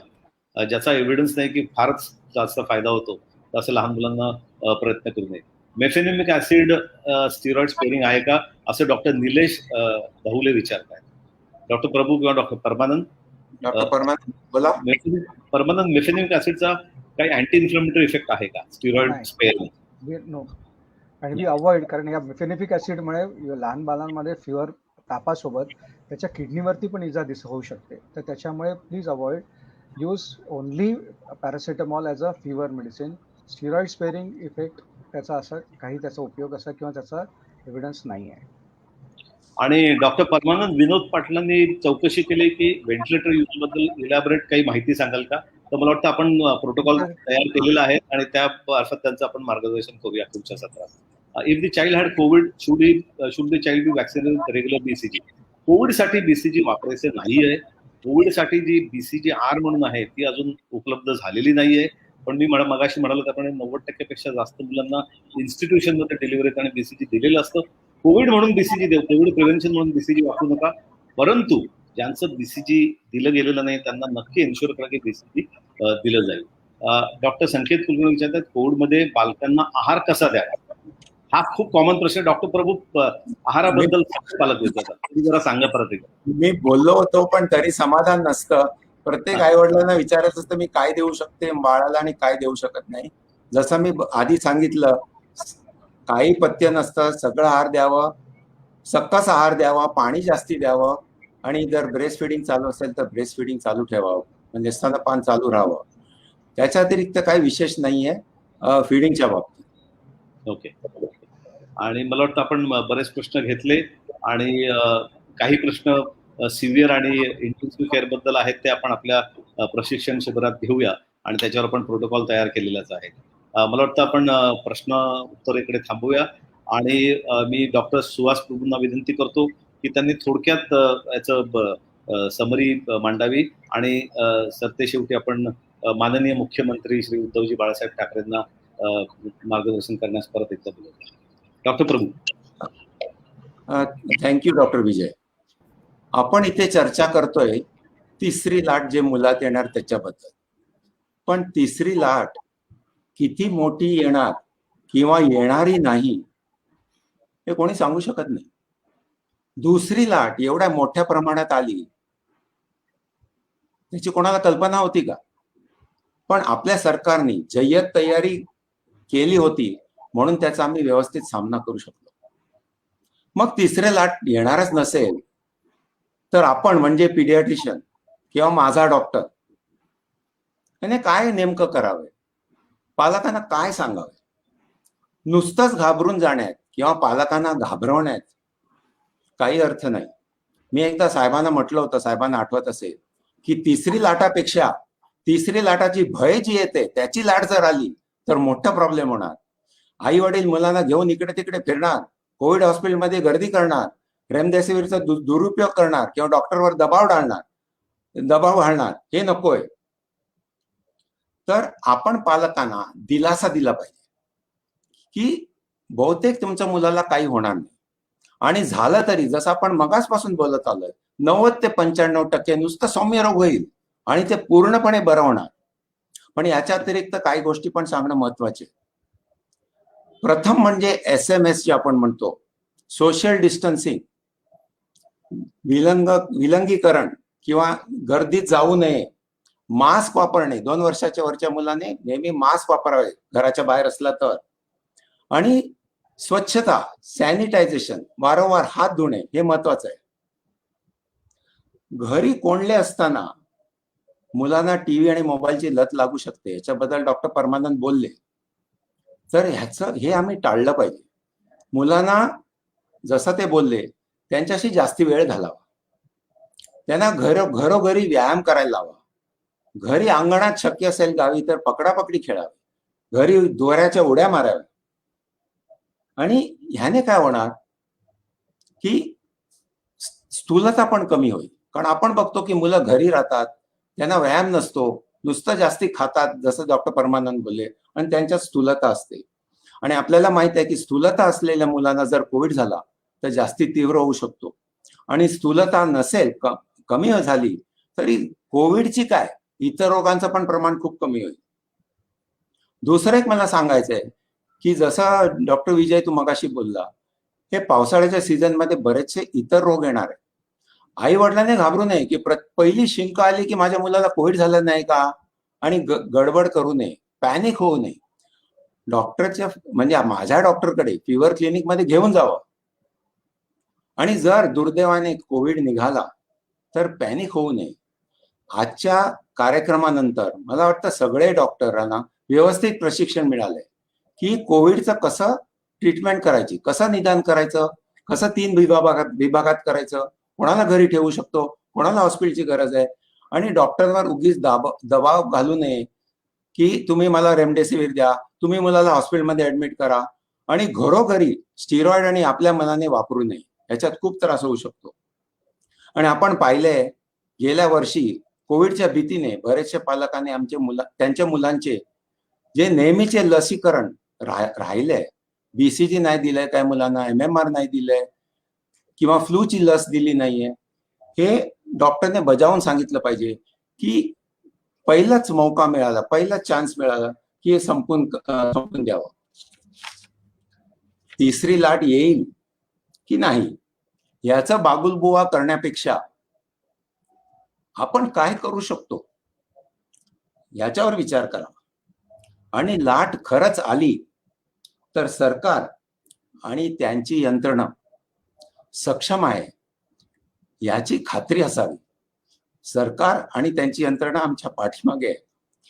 प्रत्येक मुलाच्या स्वास्थ्यासाठी उभे आहेत ते. आणि आपलं एवढंच काम आहे की आपण सर्वजण मिळून सरकारचं पूर्णपणे साथ आणि सहकार्य द्यावं जर असा प्रसंग आला.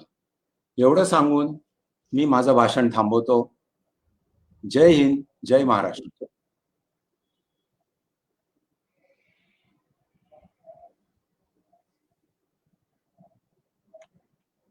नमस्कार विजयजी साहेब. आपला माईक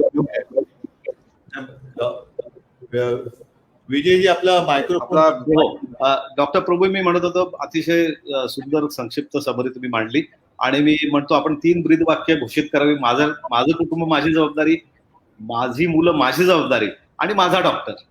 आणि ह्या ब्रीद वाक्यांसोबत मी आता माननीय मुख्यमंत्री श्री उद्धवजी ठाकरेंना विनंती करतो की त्यांनी 4 शब्द बोलावे. तत्पूर्वी आपले टास्क फोर्स मधले जे डॉक्टर आहेत, डॉक्टर ओक साहेब आहेत, जोशीजी आहेत, लहाने साहेब पण आहेत, आपल्यापैकी कोणाला काय बोलायचंय का?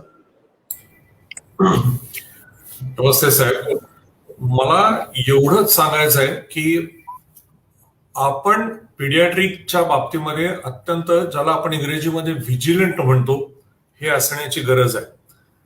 गेल्या आठवड्यात माझ्याकडे 2 मुलं आली, दोघांनाही ऍडमिट करावं लागलं आणि दोघांनाही क्लासिकल एमआय ऑपरेशन झालं.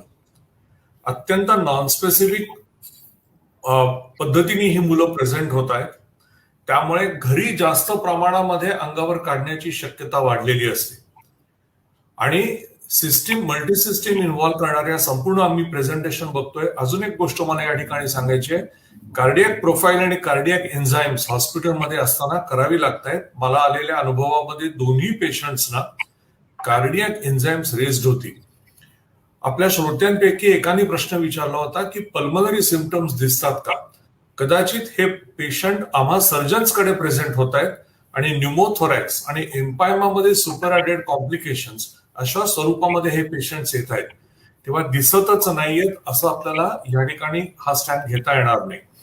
व्हॅक्सिन बद्दल मी माझ्या तिन्ही पीडियाट्रिक सहकाऱ्यांना एक विचारेन की इन्फ्लुएन्झा व्हॅक्सिन बद्दल थोडंसं स्पेसिफिक क्लॅरिटी येणं गरजेचं आहे. आपण म्हणलात विजय, ते अगदी करेक्ट आहे की 90 जणांना जर बीसीजी गेलेला असेल तर I think we have a reason to be happy. ठीक आहे, 10 जणांना शोधावा लागेल आणि म्हणून टास्क फोर्सने असं सूचित केलं होतं की गव्हर्नमेंटनी जसं 2 बूंद जिंदगी के करून आपण पोलिओला इरॅडिकेट करण्यामध्ये एक महत्वाची स्टेप घेतली होती, तसं आत्ता पावसाळ्याच्या तोंडावर असताना महाराष्ट्र राज्यामध्ये बीसीजी व्हॅक्सिनेशनचं कव्हरेज कुठे अपुरं नाही न पडलेलं. काही आदिवासी पाडे असतील, अगदी मुंबईचा अंतर्भाग असेल, तिथं आपण पोहोचू शकलो नव्हतो काही आदिवासी पाड्यांमध्ये किंवा काय, असं झालंय का? आणि जरा विजय, मला विनंती आहे आपल्याला की influenza vaccine should be advise it proactively on a background की जेव्हा कोविड व्हॅक्सिनचा रोल हा मुलांमध्ये अजून आपण प्रूव्ह करतो आहोत, तर तेव्हा इन्फ्लुएन्झा बद्दल थोडंसं मार्गदर्शन मिळालं तर मला बरं वाटेल. डॉक्टर ओक, अतिशय चांगले मुद्दे तुम्ही मांडले आहेत. एमआयएसचं प्रमाण वाढलंय, वाढत्या संख्येने मुलं कोविडने ग्रासली आहेत, एसिम्प्टोमॅटिक, आणि अर्थातच त्या अनुषंगाने पोस्ट कोविड सिंड्रोम वाढणार आहे. आणि मला वाटतं ह्या मार्गदर्शन शिबिरामार्फत आणि इतरत्र आम्ही जिथे बोलतोय तिथे पीडियाट्रिशियन मध्ये आणि आता सर्व मेडिकल ऑफिसमध्ये ते सेन्सिटाईज झालेत आणि नक्कीच ते ह्या आजाराचं लवकर निदान करतील आणि वेळ ट्रीटमेंट देतील. वॅक्सिनेशन बद्दल मी म्हणाल तर रुटीन वॅक्सिनेशन आपण कॅचअप करणार आहोत, करायची गरज आहे आणि ते कंटिन्यू करणार आहोत. तुम्ही म्हणता ते अगदी बरोबर आहे. एखादा बीसीजी विना एखादं मूल सुटलं असेल तर आपण प्रत्येक व्हिजिटला त्याची खात्री करणार आहोत त्या मुलाला बीसीजी दिलं की नाही. आपण डाव्या दंडावर स्कार बघणार आहोत किंवा त्याचं कार्ड चेक करणार आहोत आणि बीसीजी देणार आहोत. इन्फ्लुएन्झा वॅक्सिन हे आपल्या पब्लिक हेल्थमध्ये नॅशनल इम्युनेशन प्रोग्राममध्ये सध्या उपलब्ध नाही, परंतु ती ही अतिशय सुरक्षित आणि सेफ लस बाजारामध्ये उपलब्ध आहे. इन्फ्लुएन्झा कोविड सारखाच रेस्पिरेटरी आजार आहे आणि मुलांमध्ये एस्पेशली ज्यांना बाकी क्रॉनिक कंडिशन किंवा कोमॉर्बिड असतात त्याचा घातक परिणाम होऊ शकतो. आणि ही सुरक्षित लस, मी तुमच्या मताशी एकदम सहमत आहे की प्रत्येक पालकाला ही लस घेण्याबाबतीत एन्करेज केलं पाहिजे. अतिशय सुरक्षित अशी लस आहे. वर्षातनं 2 वेळेस फ्रेश बॅच येते, एक पावसाळ्याच्या अगोदर आणि एक हिवाळा सुरू व्हायच्या अगोदर. आणि लेटेस्ट जी स्ट्रेन अवेलेबल असते बाजारात त्याचा आपण पालकांना एन्करेज करायला पाहिजे की आपल्या मुलांना फ्लूची लस देऊया. किंवा मी इकडे नमूद करू इच्छितो काही पालिकांमध्ये बालकांना ऑलरेडी इन्फ्लुएन्झा लस घ्या याबद्दल पालकांना एन्करेज करण्याचं काम ऑलरेडी सुरू झालेलं आहे. तुम्ही तुमच्याशी एकदम सहमत आहे. आपण सर्वांनी इन्फ्लुएन्झा वॅक्सिन, कारण की आज वॅक्सिन प्रिव्हेंटेबल आजार आहेत आणि वॅक्सिन्स अवेलेबल आहेत, तर नक्कीच वॅक्सिन द्यावं. इंडियन अकॅडमी ऑफ पीडियाट्रिक्सने तर ही रुटीन लस सगळ्या मुलांना, 5 वर्षाखालील मुलांना देण्याचं वारंवार सांगते. डॉक्टर प्रभू, तुम्ही काय सांगू इच्छित आहे? मला आणखीन सांगायचं होतं की इन्फ्लुएन्झाची साथ पण सहसा पावसाळ्यात येते. अगदी बरोबर. आपण प्रयत्न करू की आपल्याला माहिती आहे बर्ड फ्लू येऊन गेला 4-5 वर्षापूर्वी, स्वाईन फ्लू येऊन गेला. समजा दुर्दैवाने यावर्षी पण स्वाईन फ्लूची साथ आली, एका फ्लूची साथ आली आणि फ्लूचे पेशंट जसं तुम्ही आत्ताच बोललात कोविड सारखेच दिसतात. त्यांनी सगळे कोविडच्या सेंटरमध्ये गर्दी केली आणि ते सगळ्यांचं RT-PCR करायला लागलं तर विनाकारण खर्च आणि गोंधळ होईल. त्यामुळे जर दरवर्षी नाही सोडा पण यावर्षी जरी प्रत्येक मुलांना इन्फ्लुएन्झाचा डोस दिला गेला तर एवढे इन्फ्लुएन्झाचे केसेस कमी होतील आणि हा प्रॉब्लेम टाळणार.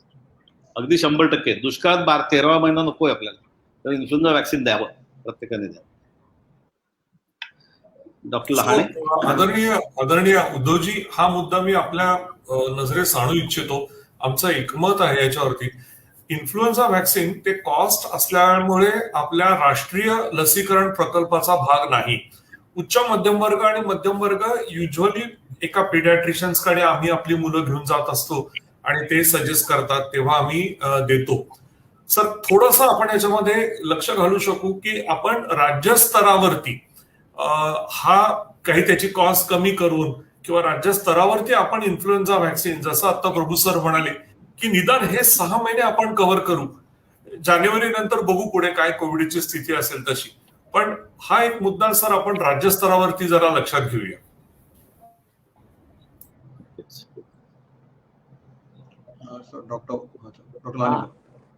हा सर, नमस्कार सर. हे जे मार्गदर्शन आहे की लहान मुलांच्यासाठी काय काळजी घेतली पाहिजे किंवा कसं ट्रीटमेंट केलं पाहिजे हे सर्व अतिशय चांगल्या तऱ्हेने सर्वांना सांगितलं गेलं आहे. सर, मला आपलं एकच अपडेट करायचं आहे की आपल्या महाराष्ट्रामध्ये जे वैद्यकीय महाविद्यालय आहेत, या वैद्यकीय महाविद्यालय आज आपल्याकडे जे PICU आहेत किंवा NICU आहेत, लहान मुलांचे पिडियाट्रिकचे जे ICU आहेत, यांची संख्या खूप कमी प्रमाणामध्ये आहे आणि तसेच खाटाही कमी आहेत. तर आपण आता या सर्वच ठिकाणी जे PICU आहेत त्यांची संख्या दुप्पट करत आहोत. त्यांना जवळपास 40च्या मोठ्या कॉलेजमध्ये 40 PICU, लहान कॉलेजमध्ये 20 आणि NICU पण आपल्याकडे जे आहेत ते 10च संख्येने आहेत. ते वाढवून आपण 20च्या संख्येने ते करत आहोत. खाटा ज्या आहेत आपल्याकडे 20 आणि 40च्याच आहेत. तर ते प्रत्येक कॉलेजमध्ये, लहान कॉलेजमध्ये 50 आणि मोठ्या कॉलेजमध्ये 100 असं 2250 खाटा आपण या पिडियाट्रिकसाठी करत आहोत. त्याच्यासाठीची सर्व जी त्याच्यासाठी लागणारे सगळे यंत्र, इन्स्ट्रुमेंट, पिडियाट्रिकचे व्हेंटिलेटर्स, या सगळ्या गोष्टीची जे आहे ते आपण प्रपोजल करून शासनाकडे सबमिट करून तेवढ्या प्रकारची सुविधा सर आपण मेडिकल कॉलेजमध्ये करत आहोत. पण त्याचबरोबर जे आपले सिव्हिल हॉस्पिटल आहेत तिथेही आपल्याकडे आज SNCU आहे. तिथेही जे बेड आहेत ते 8 बेड किंवा 10 बेड आहेत. तिथले वाढवूनही 20 बेड आणि तिथे जे पिडियाट्रिशियन ट्रेन नाहीत त्या पिडियाट्रिशियनला आपण ट्रेन करायचं सर काम करत आहोत. तर इन्फ्रास्ट्रक्चर वाईज आपण मुलांना सर्वच ठिकाणी सोयी सुविधा होईल याची आपण पूर्णपणे काळजी घेत आहोत सर. नमस्कार सर. धन्यवाद डॉक्टर शशांक. नमस्कार. खूपच छान डॉक्टर प्रभू, डॉक्टर विजय आणि डॉक्टर परमानंदनी आपल्याला आज माहिती दिली आहे. सारांशामध्ये 3 गोष्टी फार महत्वाच्या आहेत. पहिली गोष्ट म्हणजे अजिबात नका नॉन कोविड आजारांवरती लक्ष ठेवा. नॉन कोविड आजार जसे फ्लू असतील ते कोविड बरोबर कन्फ्यूज करू नका. नॉन कोविड लसीकरण जे आहे, फ्लू डॉक्टर जसे म्हणाले, MMR असेल, BCG असेल, दिलं नसेल तर ते प्लीज कम्प्लीट ह्या वर्षी तरी करावं. शासनाने पण करावं. आणि मला अशी विनंती आहे डॉक्टर विजय, डॉक्टर सुहास आणि डॉक्टर परमानंद की इंडियन अकॅडमी ऑफ पिडियाट्रिक्सची तुमची जी महाराष्ट्र राज्याची चॅप्टर आहे त्यांच्या थ्रू पण तुम्ही हे पूर्ण वॅक्सिनेशन प्रोग्राम आणि हा प्रकल्प घेऊन कम्प्लीट केला तर ऍटलीस्ट नॉन स्पेसिफिक एक इम्युन बुस्टिंग होऊ शकतं आणि ऍटलीस्ट इम्युनायझेशन प्रोटोकॉल कम्प्लीट होऊ शकतो. कोविड लहान मुलांमध्ये येईलच का, तो 3ऱ्या वेव्ह मध्ये येईलच का, हे सगळे ॲस्ट्रॉलॉजिकल प्रश्न आहेत. पण तयारी असली पाहिजे आणि मला खरोखरी आभार मानायचे आपल्या माननीय मुख्यमंत्र्यांचे की त्यांची जी फोरसाईट आहे, विजन आहे महाराष्ट्र राज्याला स्वस्थ ठेवण्याची आणि कोरोना मुक्त करायची महत्वाची आहे. आणि मुलांमध्ये लहान लहान जे प्रश्न आहेत म्हणजे त्यांच्या शाळेचं काय, त्यांच्या परीक्षेचं काय, त्याने मास्क कसा घालावा, ह्या सगळ्या सोप्या भाषेत तुम्ही सगळ्यांना सांगितलं आणि असंच तुम्ही कपॅसिटी बिल्डिंग प्रोग्राम करा. आपल्याकडे जवळजवळ 800च्या वरती प्रश्न आलेत. ते सगळे प्रश्न उत्तर देणं कठीण आहे. मागच्या आठवड्यातही आम्हाला खूप प्रश्न आले होते. प्रश्न उत्तरांचा एक सेपरेट प्रोग्राम ऍडल्ट आणि पिडियाट्रिक्स मध्ये आपण टास्क फोर्स थ्रू घेऊ आणि सगळ्यांची जेवढे प्रश्न आहेत ते पूल करून आम्ही उत्तरं देऊ याचं आम्ही आश्वासन देतो. आणि आता मी विनंती करतो माननीय उद्धव बाळासाहेब ठाकरे साहेबांना, आमचे माननीय मुख्यमंत्री आहेत, त्यांना संबोधित करा. साहजिकच आहे की अतिशय योग्य शब्दांमध्ये आणि अत्यंत समर्पक असं मार्गदर्शन सर्व तज्ञ डॉक्टर महोदयांनी केलेलं आहे.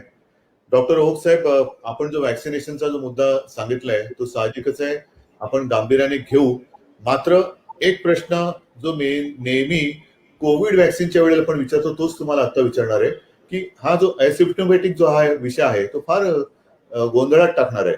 आणि विशेषतः मुलांना जर का इन्फ्लुएन्झा असेल किंवा इतर व्हॅक्सिन द्यायची असतील आणि समजा ते जर का एसिम्प्टोमॅटिक कोविड पॉझिटिव्ह असतील तर त्यांना इन्फ्लुएन्झाचं व्हॅक्सिन देताना नेमकं काय करायला पाहिजे, खबरदारी घ्यायची, पुन्हा त्यांची टेस्ट घ्यावी का, म्हणजे त्यांना कोणती लक्षणे दिसत नसतील पण ते पॉझिटिव्ह असतील तर त्यांना व्हॅक्सिन देऊ शकतो का, हा एक मुद्दा फार महत्वाचा आहे. त्याचं उत्तर तुम्ही म्हणजे आत्ता पाहिजे असेल तर आत्ता द्या किंवा तुम्ही ठरवून तसंही सांगा. आपल्याला सगळ्यांना सुरक्षित ठेवायचं तर आहेच, त्याच्यामुळे व्हॅक्सिनेशन करणं हा मुद्दा नाहीये, ते कसं, केव्हा आणि कोणाला करायचं हा मुद्दा आहे. तर त्याच्यात सुद्धा आपल्याला क्लिअर कट गाईडलाईनची आवश्यकता आहे की नाहीतर काय होणार, मोठ्या प्रमाणावरती आपण हा प्रोग्राम हाती घेतला आणि समजा त्याच्यामध्ये काही टक्क्यात जरी असिम्प्टोमॅटिक मुलं कोविड पॉझिटिव्ह असतील आणि त्यांना हे जर का इन्फ्लुएन्झाचं व्हॅक्सिन दिलं गेलं, इतर बीसीजीचं वगैरे व्हॅक्सिन दिलं गेलं तर आणखीन त्या निमित्ताने काही कॉम्प्लिकेशन होऊ नयेत. तर त्याचा सुद्धा तुम्ही थोडासा पाहिजे विचार करून सांगा. डॉक्टर प्रभू साहेब, तुम्ही सगळ्यांनी त्याच्यावरती विचार करावा. मी पुन्हा एकदा सगळ्यांना धन्यवाद देतो. आणि आजचा मे महिन्याचा शेवटचा काळ सुरू झालेला आहे. म्हणजे आज 22-23 तारीख काय आहे ती, गेल्या आठवड्यामध्ये आपल्याला ते कुठलं ते चक्रीवादळ, त्याचा एक नाही म्हटलं तरी निसट्टा फटका पडलेला आहे, प्रभाव आपल्याला जाणवलेला आहे. येत्या काही दिवसामध्ये मान्सूनची सुरुवात होईल. आता मान्सूनची सुरुवात म्हणजे साहजिकच आहे, आपल्याला सर्वांना आठवतात ते आपल्या शाळेतले दिवस. पाऊस रिमझिम सुरू झालेला असतो, छान सगळीकडे मातीचा सुगंध पसरलेला त्यावेळेला असायचा, कारण आता मुंबईमध्ये माती दिसणं दुरापास्त झालेलं आहे. तर इतर सगळे सुगंधापेक्षा काही ठिकाणी दुर्गंध जी जास्त येतात. तर अशा याच्यामध्ये मोठं जे आव्हान आहे ते म्हणजे शाळा सुरू कराव्यात का, आता 10वीच्या परीक्षा घ्याव्यात का. तर याच्यासाठी मी आपल्याशी पुन्हा एकदा सल्ला मसलत करीन, चर्चा करीन आणि आपल्याला एक ठोस धोरण ठरवावं लागेल. याचं कारण पुढचे काही दिवस तरी, महिने तरी किंवा काही वर्ष तरी आपल्याला कोविड अप्रोप्रिएट बिहेवियर हे पाळावंच लागणार. आपण तिसरी लाट म्हणतोय, तिसरी लाट करायची येणारच नाही तशी आपली प्रार्थना आहे. पण एकूण जो काही जगाचा अनुभव आहे तिकडे लाटा मागून लाटा येत आहेत. म्हणजेच काय होतं की जसं पहिली लाट येऊन गेली आणि आपल्याला वाटायला ह्याची काय आता गरज नाही, आपण यातनं मोकळे झालेलो आहोत, मास्क कशाला लावायचा, नेहमीचं आयुष्य आपण सुरू केलं आणि तिकडेच आपला घात होतो. तर अशा वेळेला आपण जे म्हणतो की नेहमी उपचारापेक्षा दक्षताही फार महत्वाची असते. रोग होऊच नये त्याच्यापासून लांब राहणं हे फार महत्वाचं आहे. आणि कोविड पॉझिटिव्ह आपण जेव्हा म्हणतो तेव्हा मी काही वेळेला कोविडकडे पॉझिटिव्ह नजरेने बघण्याचा प्रयत्न करतो की कोविडने आपल्याला नेमकं काय शिकवलेलं आहे. तर मला असं वाटतं की काही गोष्टी ज्या आपण मिस केल्या होत्या, आपल्या स्वतःची काळजी घेणं म्हणजे लहानपणी मला आठवतंय आजोबा आम्हाला सगळ्यांना दिवे लागण्याच्या वेळेला बोलवायचे, हातपाय धुवून प्रार्थना बोलायचं. तर प्रार्थना वगैरे हा भाग वेगळा आहे, पण स्वच्छता ठेवणे हा फार महत्वाचा आहे. म्हणजे आता तुम्ही सगळे बालरोग तज्ञ आणि डॉक्टर मी जे बोलल्यावरती हसाल, पण मला खात्री तुम्ही पण हेच करत होतात. कारण तुम्ही पण लहान होतात तेव्हा पडलं झडलं तर आपण तिथलीच माती उचलायचो आणि लावून टाकायचो. ढोपरं फुटायची, खोपरे फुटायचे आणि त्याला तिथली माती उचलली की कसलं अँटीबायोटिक कसलं काय नसायचं. पण आता तसं नाही चालत. आता आपल्याला लगेच ते खूप काळजी घ्यावी लागते. म्हणजे लगेच ते डेटॉल असेल, सॅव्हलॉन असेल तरी क्लीन करा, मग किती खोल आहे काय आहे, ह्या सगळ्या गोष्टी आता कळत नकळत ह्या आपल्याला आता स्वीकाराव्या लागलेल्या आहेत. तर त्याचप्रमाणे कोविडच्या बाबतीमध्ये ज्या काही दक्षता तुम्ही सांगितलेल्या आहेत त्या दक्षता जर का पाळल्या तर मला असं वाटतं पुढचे जे काही तुम्ही विषय सांगितले त्या विषयापर्यंत कोणी जाणारच नाही. तर दक्षता घेणे, काळजी घेणे, मी सुरक्षित, माझं कुटुंब सुरक्षित, माझे कुटुंब माझी जबाबदारी. आणि आणखीन एक मी हे दिलं होतं की सगळीकडे तुम्ही बघितलं असाल सर्व थरातले नागरिक, त्याच्यात महिला आले, पुरुष आले, लहान मुलं आली ते मी मोठी होर्डिंग लावलेली आहे, मास्क लावलेले, मी जबाबदार म्हणजे काय कोविडला नाही, मी माझी काळजी घ्यायला मी जबाबदार आहे. तर अशा पद्धतीने काही मूलभूत गोष्टी जर का आपण नीट पाळल्या तर मला असं वाटतं तिसरी लाट आपण नक्की थोपवू शकू. दुसऱ्या लाटेतून अजून आपण बाहेर पडतो आहोत, अजूनही पूर्ण बाहेर पडलेलो नाही आणि ते पडेपर्यंत तरी काही गोष्टी आपल्याला काळजी घेण्याची गरज आहे आणि पडल्यानंतरही ही काळजी घेण्याची आवश्यकता आहे. असो, मला या निमित्ताने आपल्याला सर्वांना, म्हणजे आपण समोर दिसतात तिथे डॉक्टर आहातच, आणखी जे सगळे बालरोग तज्ञ, काही हजार डॉक्टर आज आपल्याला ऐकतायत आणि पाहतायत, तर सगळ्यांना एकच सांगायचं आहे की कृपा करून कुठेही अनाठाई आणि अनावश्यक औषधोपचार करू नका. जिथे जिथे तुम्हाला गरज असेल तर प्रश्न विचारायला संकोचू नका. कुठलीही काही शंका असली तर कधी आपल्या तज्ञ डॉक्टरांना विचारा. आणि जर का आपण ही साखळी, मी पुन्हा सांगतो की शेवटच्या टोकापासून वरपर्यंत आपली साखळी जर का घट्ट ठेवली तर कोविडची साखळी आपण नक्की तोडू शकतो. आणि आपल्याला सगळ्यांना खात्री आहे की सगळेजण जिद्दीने जर का, ज्याला आपण कंबर कसून मैदानात उतरणं म्हणतो, तसं जर का उतरलो तर अगदी आणि नक्कीच आपण ह्या कोरोनावरती मात केल्याशिवाय राहणार नाही.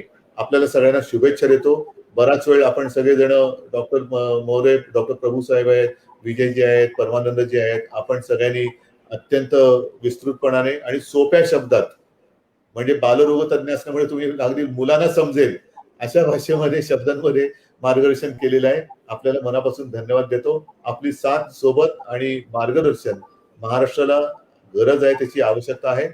पुन्हा एकदा धन्यवाद. जय हिंद, जय महाराष्ट्र. जय महाराष्ट्र. जय महाराष्ट्र.